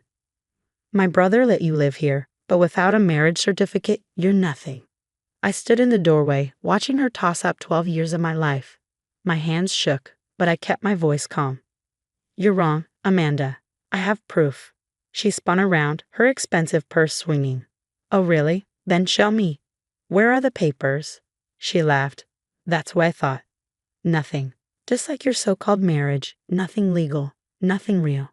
My name is Olivia, and 3 months ago, I thought my life was perfect. Then my husband, Marcus, disappeared with his pregnant girlfriend. He left only a text. No marriage registration means no divorce. You keep your job, I keep everything else. But Marcus had no idea what this house really held. Amanda walked around like she already owned the place, her heels clicking on the hardwood floors.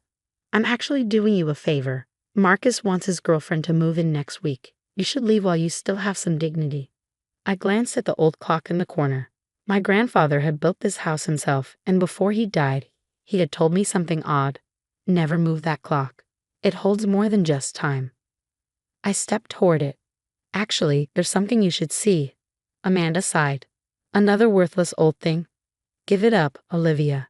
This house belongs to Marcus now. I ran my fingers along the clock's frame. My grandfather had a habit of hiding important things in strange places. Amanda frowned. What are you talking about? I opened the glass door and reached inside. Feeling for a small hidden latch, I pressed it. Click. A secret compartment popped open. Amanda's face turned pale as I pulled out a yellowed envelope. What's that? I smiled.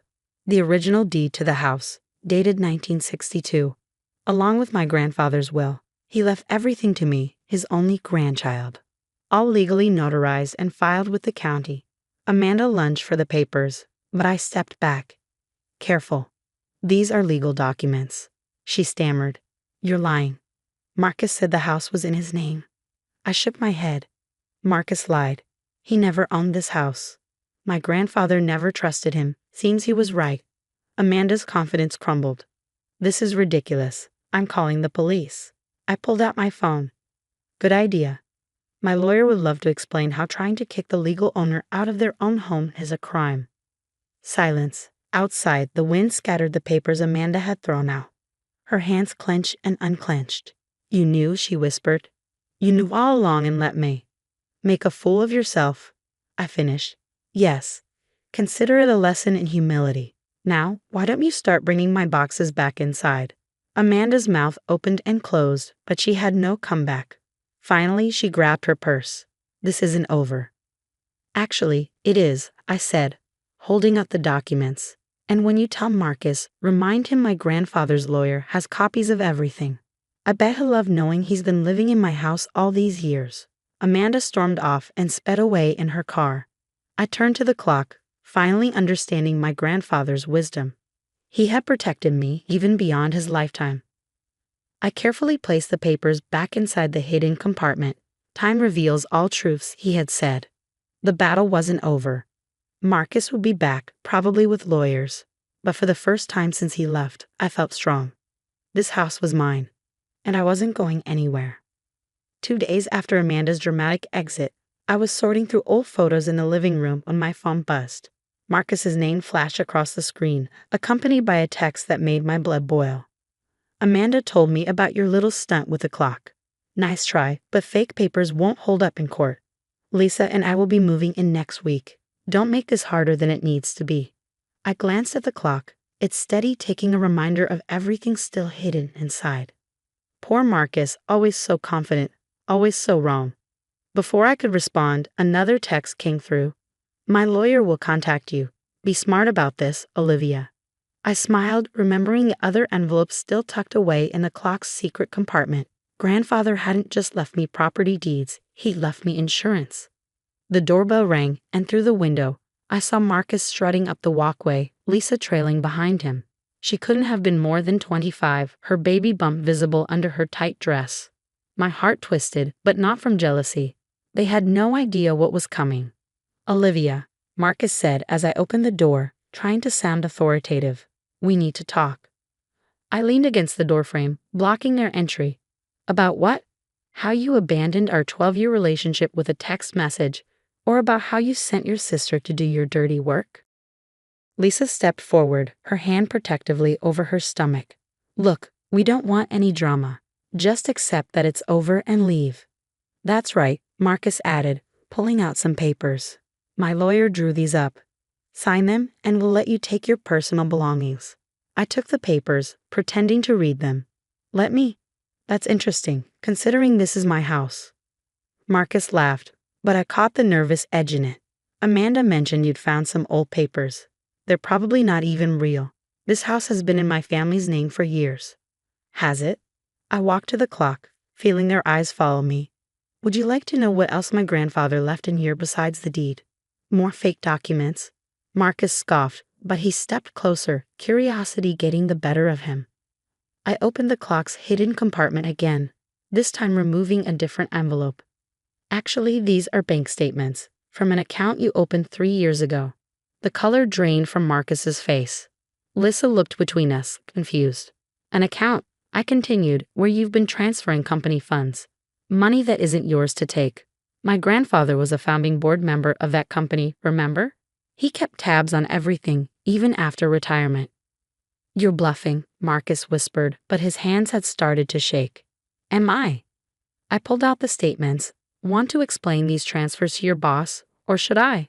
I'm sure the board would be very interested in where their money's been going. Lisa stepped back, her expression changing.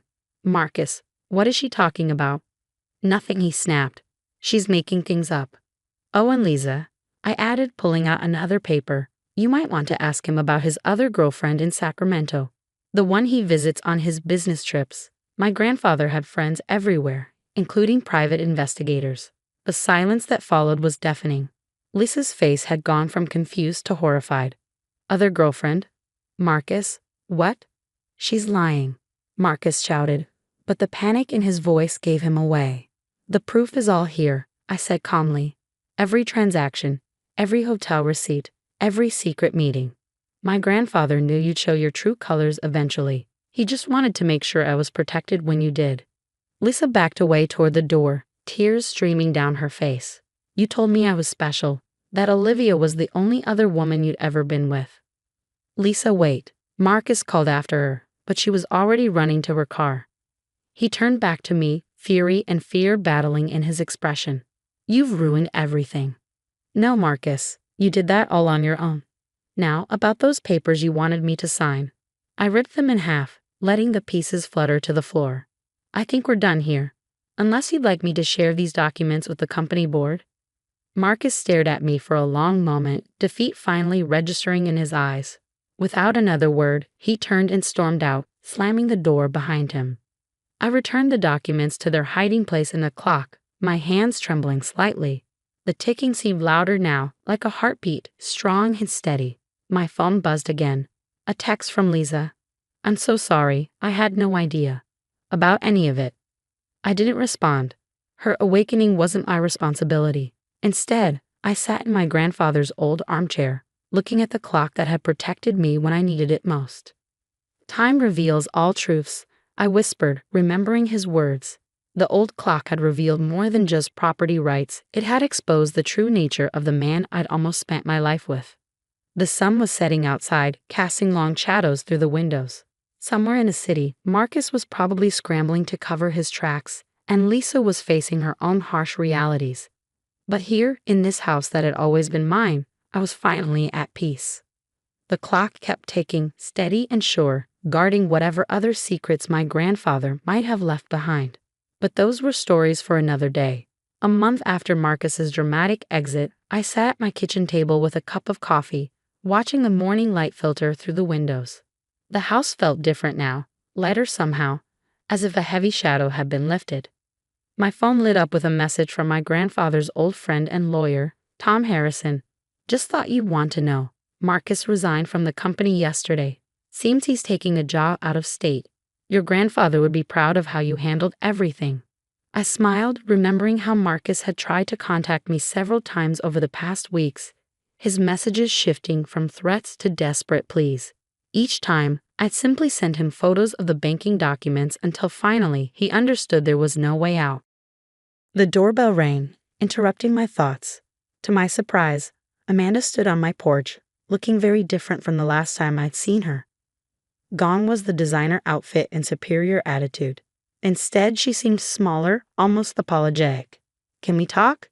She asked quietly. I considered closing the door, but something in her expression made me pause. 5 minutes.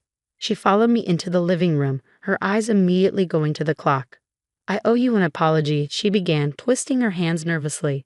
I was horrible to you, and I believed everything Marcus told me without question. Yes, you were, and yes, you did. I agreed, watching her carefully. I didn't know, she continued, about the money he was stealing, or about his other girlfriends. When Lisa told me everything, she trailed off, shaking her head. I felt so stupid.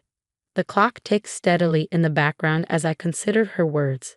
Your brother made fools of a lot of people, I said finally. But you chose to be cruel. That was your decision. I know, she whispered. And I'm truly sorry.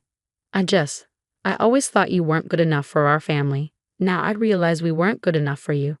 I let her words hang in the air for a moment, remembering all the small cruelties, the dismissive comments, the ways she tried to make me feel less than. But I also remembered my grandfather's words about forgiveness being a choice we make for ourselves, not others. Thank you for the apology, I said finally. I appreciate you coming here to say it in person. Amanda nodded, then reached into her bag. I found these while helping Marcus pack, she said, pulling out a stack of old photos. They're of you and your grandfather from when you were little. I thought you might want them. My heart caught as I looked at the familiar images, my grandfather and me working on the house together, planting the garden, him teaching me about the clock. In every photo, his eyes held that special twinkle, as if he knew something the rest of the world didn't. He was an amazing man, Amanda said softly. I wish I'd taken the time to know him better.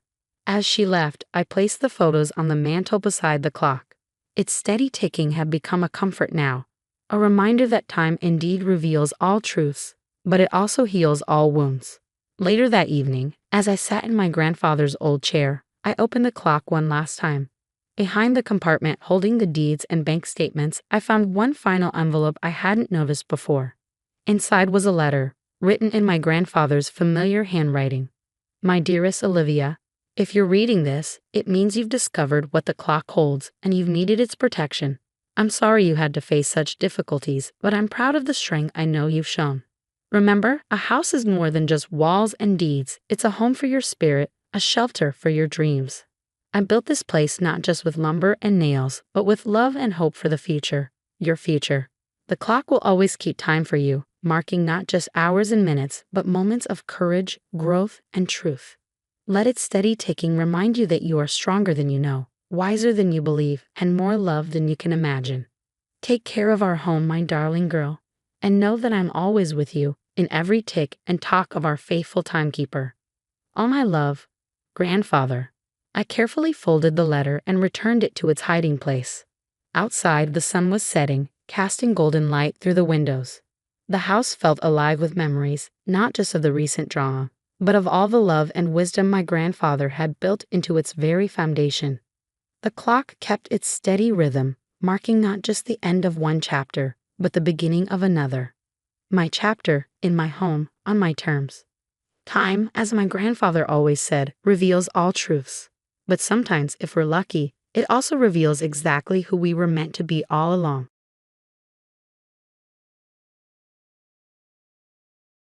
She's just after the money, Sophia shouted, standing at the head of the table. Look at these bank statements. While we were mourning Dad's death, she was secretly taking money from the family accounts. I sat quietly, watching her dramatic performance. She waved the papers, paused for effect, and glanced at the others. It was all carefully planned. My name is Alexandra, and at that moment, my family was turning against me. Is this true, Alex? My mother-in-law, Margaret, asked, her voice shaking. She clutched her pearls, a nervous habit since Dad passed 3 months ago. Did you really do this? I met her eyes. No, I said. I didn't. But Sophia wasn't done. She threw more papers on the table, then explained these. Transfers, withdrawals, while you were handling Dad's estate. My brother James wouldn't even look at me. He just stared at his hands, like when we were kids and Sophia blamed me for things she did. Some things never change. The paperwork is real, I said calmly. Everything was approved by the estate lawyer. Sophia laughed coldly. The lawyer you chose? How convenient. I felt the room shift. Aunt Helen, who once invited me for Sunday dinners, now looked away. Cousin Peter, whom I helped with college applications, wouldn't meet my gaze. Even my husband, Michael, sat silently, unsure. I think it's best if you leave, Alexandra, Margaret said hesitantly. Leave? For what? I asked, though I already knew. This was Sophia's plan all along. Until we figure this out, Sophia snapped.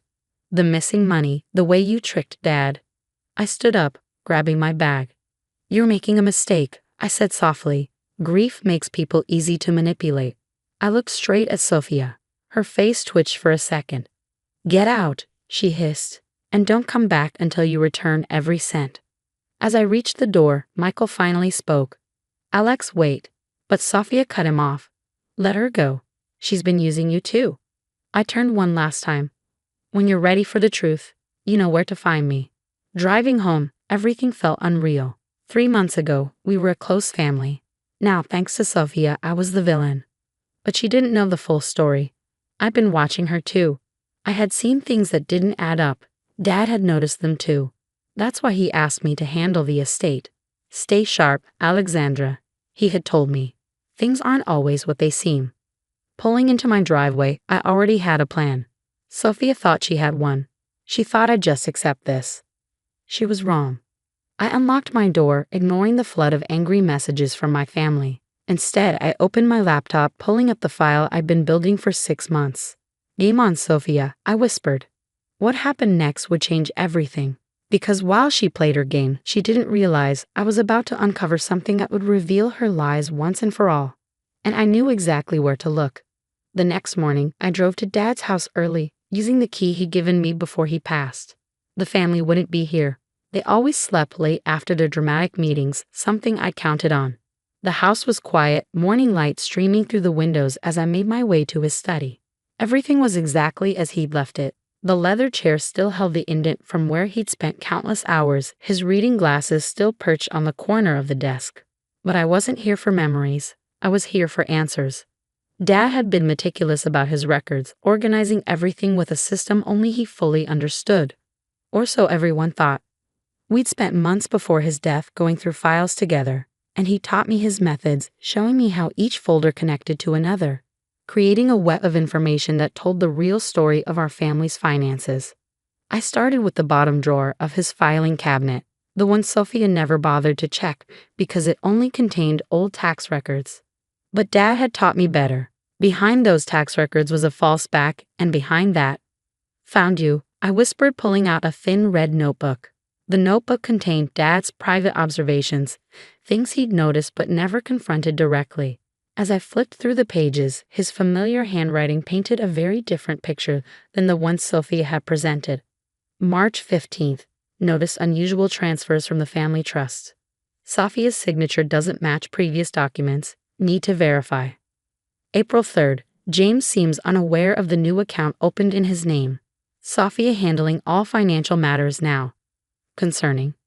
May 1st. Alexandra's audit revealed systematic discrepancies. Keep this quiet for now. Building evidence. My hands were shaking as I read. Dad hadn't just suspected, he'd known. He'd been tracking Sophia's activities for months, maybe years. But why hadn't he confronted her? The answer came on the last page, dated just a week before his death. Hidden the final evidence in the place only Alexandra knows to look. She'll understand when the time comes.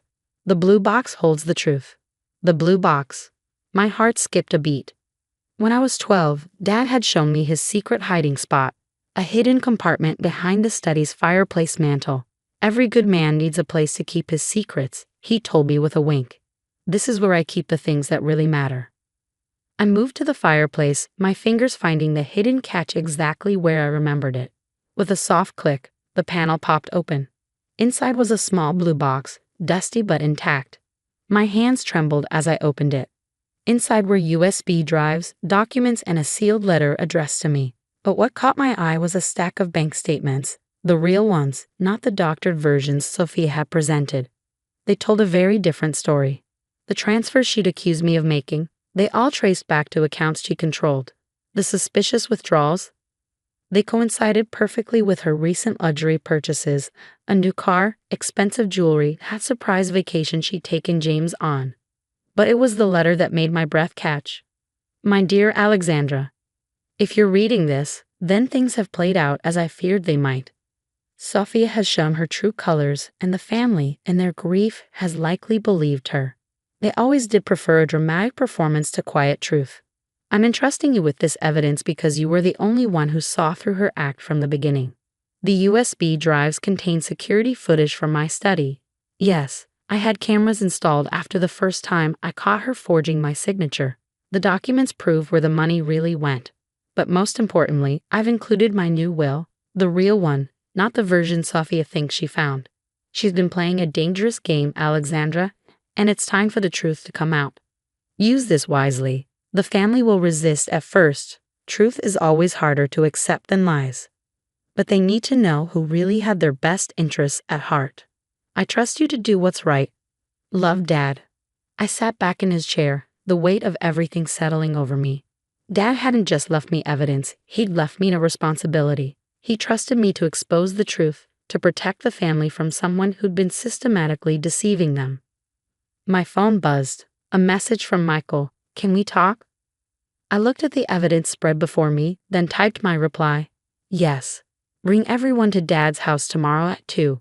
It's time for the real family meeting. I gathered everything carefully, making copies of the key documents. Sophia had spent years building her deception, turning the family against me piece by piece. Tomorrow, that carefully constructed house of cards would come crashing down. As I locked up the study, I caught my reflection in the window. I looked different somehow, stronger, more determined. Dad had trusted me with his secrets, and I wouldn't let him down. Tomorrow would change everything. But first, I had some preparing to do. At precisely 2 p.m. the next day, they all filed into Dad's study. Margaret, James, Michael, Aunt Helen, Cousin Peter, and finally Sophia, wearing an expression of manufactured concern. I stood behind Dad's desk, feeling his presence in every corner of the room. "What's this about, Alexandra?" Sophia asked, her voice dripping with fake sweetness. "Haven't you caused enough pain?" I smiled, remembering Dad's words about preferring dramatic performances. "Actually, Sophia, I think it's time we discussed your performance from yesterday." Before she could respond, I connected one of the USB drives to Dad's computer, turning the screen so everyone could see. Security footage began playing, showing Sophia sneaking into the study late at night, forging signatures, replacing documents. What is this?" Margaret whispered, her hand dropping from her pearls. "This," I said calmly, "is what really happened in Dad's final months." I spread out the real bank statements, the documented evidence of Sophia's transfers, the trace records of her purchases. While you were all grieving, while you were trusting Sophia's version of events, Dad was building a case. James stepped closer to the screen, his face pale. "Sophia, what did you do?" She laughed nervously. "This is obviously fake. She's trying to frame me." I pulled out Dad's letter, still sealed. "Margaret, would you like to read Dad's letter? I think you'll recognize his handwriting and his signature." As Margaret read aloud, Sophia's facade began to crack. The family listened in stunned silence as Dad's words exposed everything. The systematic theft, the manipulation, the careful groundwork Sophia had laid to blame me when the time came. "It's not true," Sophia said weakly, but even she didn't seem to believe it anymore. "The real will is in that blue box," I said quietly. Along with every piece of evidence Dad collected, he knew Sophia. He knew everything. The room erupted in chaos. James stumbled backward, looking at his wife like he was seeing her for the first time. Aunt Helen was crying. Cousin Peter was furiously scrolling through the financial records on his tablet. Michael moved to stand beside me, taking my hand. "I'm so sorry I doubted you," he whispered. But I was watching Sophia. Her carefully constructed world was crumbling, and she knew it. She turned to run, but found Aunt Helen blocking the doorway. "Going somewhere?" Aunt Helen asked, her voice hard. "I think you owe us all some answers." The next few hours were intense. The family lawyer was called. Statements were made. Sophia's scheme had been larger than even I had imagined. She'd been siphoning money for years, playing family members against each other, building her own secret fortune at everyone's expense. By evening, she'd been asked to leave the house and the family. James, devastated by her betrayal, could barely look at her. The lawyer was already drafting papers to freeze her assets and begin recovery proceedings. As the dust settled, Margaret approached me, tears in her eyes. "Alexandra, can you ever forgive us? We should have known, should have trusted you like he did." I hugged her tightly. Dad used to say that family isn't about blind trust. It's about seeing the truth in people's actions, not just their words. Later that night, back in Dad's study, I sat in his chair one last time. The family had gathered in the living room, beginning a long process of healing and reconciliation. Michael brought me a cup of tea, sitting on the desk edge. "You know," he said softly, "your dad would be proud of how you handled this." I touched the letter, now framed and hanging on the wall. He trusted me to do the right thing. That's what family really means. Through the door, I could hear the murmur of voices, my family, coming back together, stronger for having faced the truth. Sophia had tried to tear us apart, but in the end, Dad's wisdom and trust had kept us whole. I picked up the blue box, now empty of its secrets but full of memories, ready to join the others. Michael asked, extending his hand. "Yes," I smiled, taking his hand. "It's time to be a family again." We walked out together, leaving the study exactly as Dad had kept it, a place where truth lived, where secrets were kept safe, and where, in the end, justice had prevailed.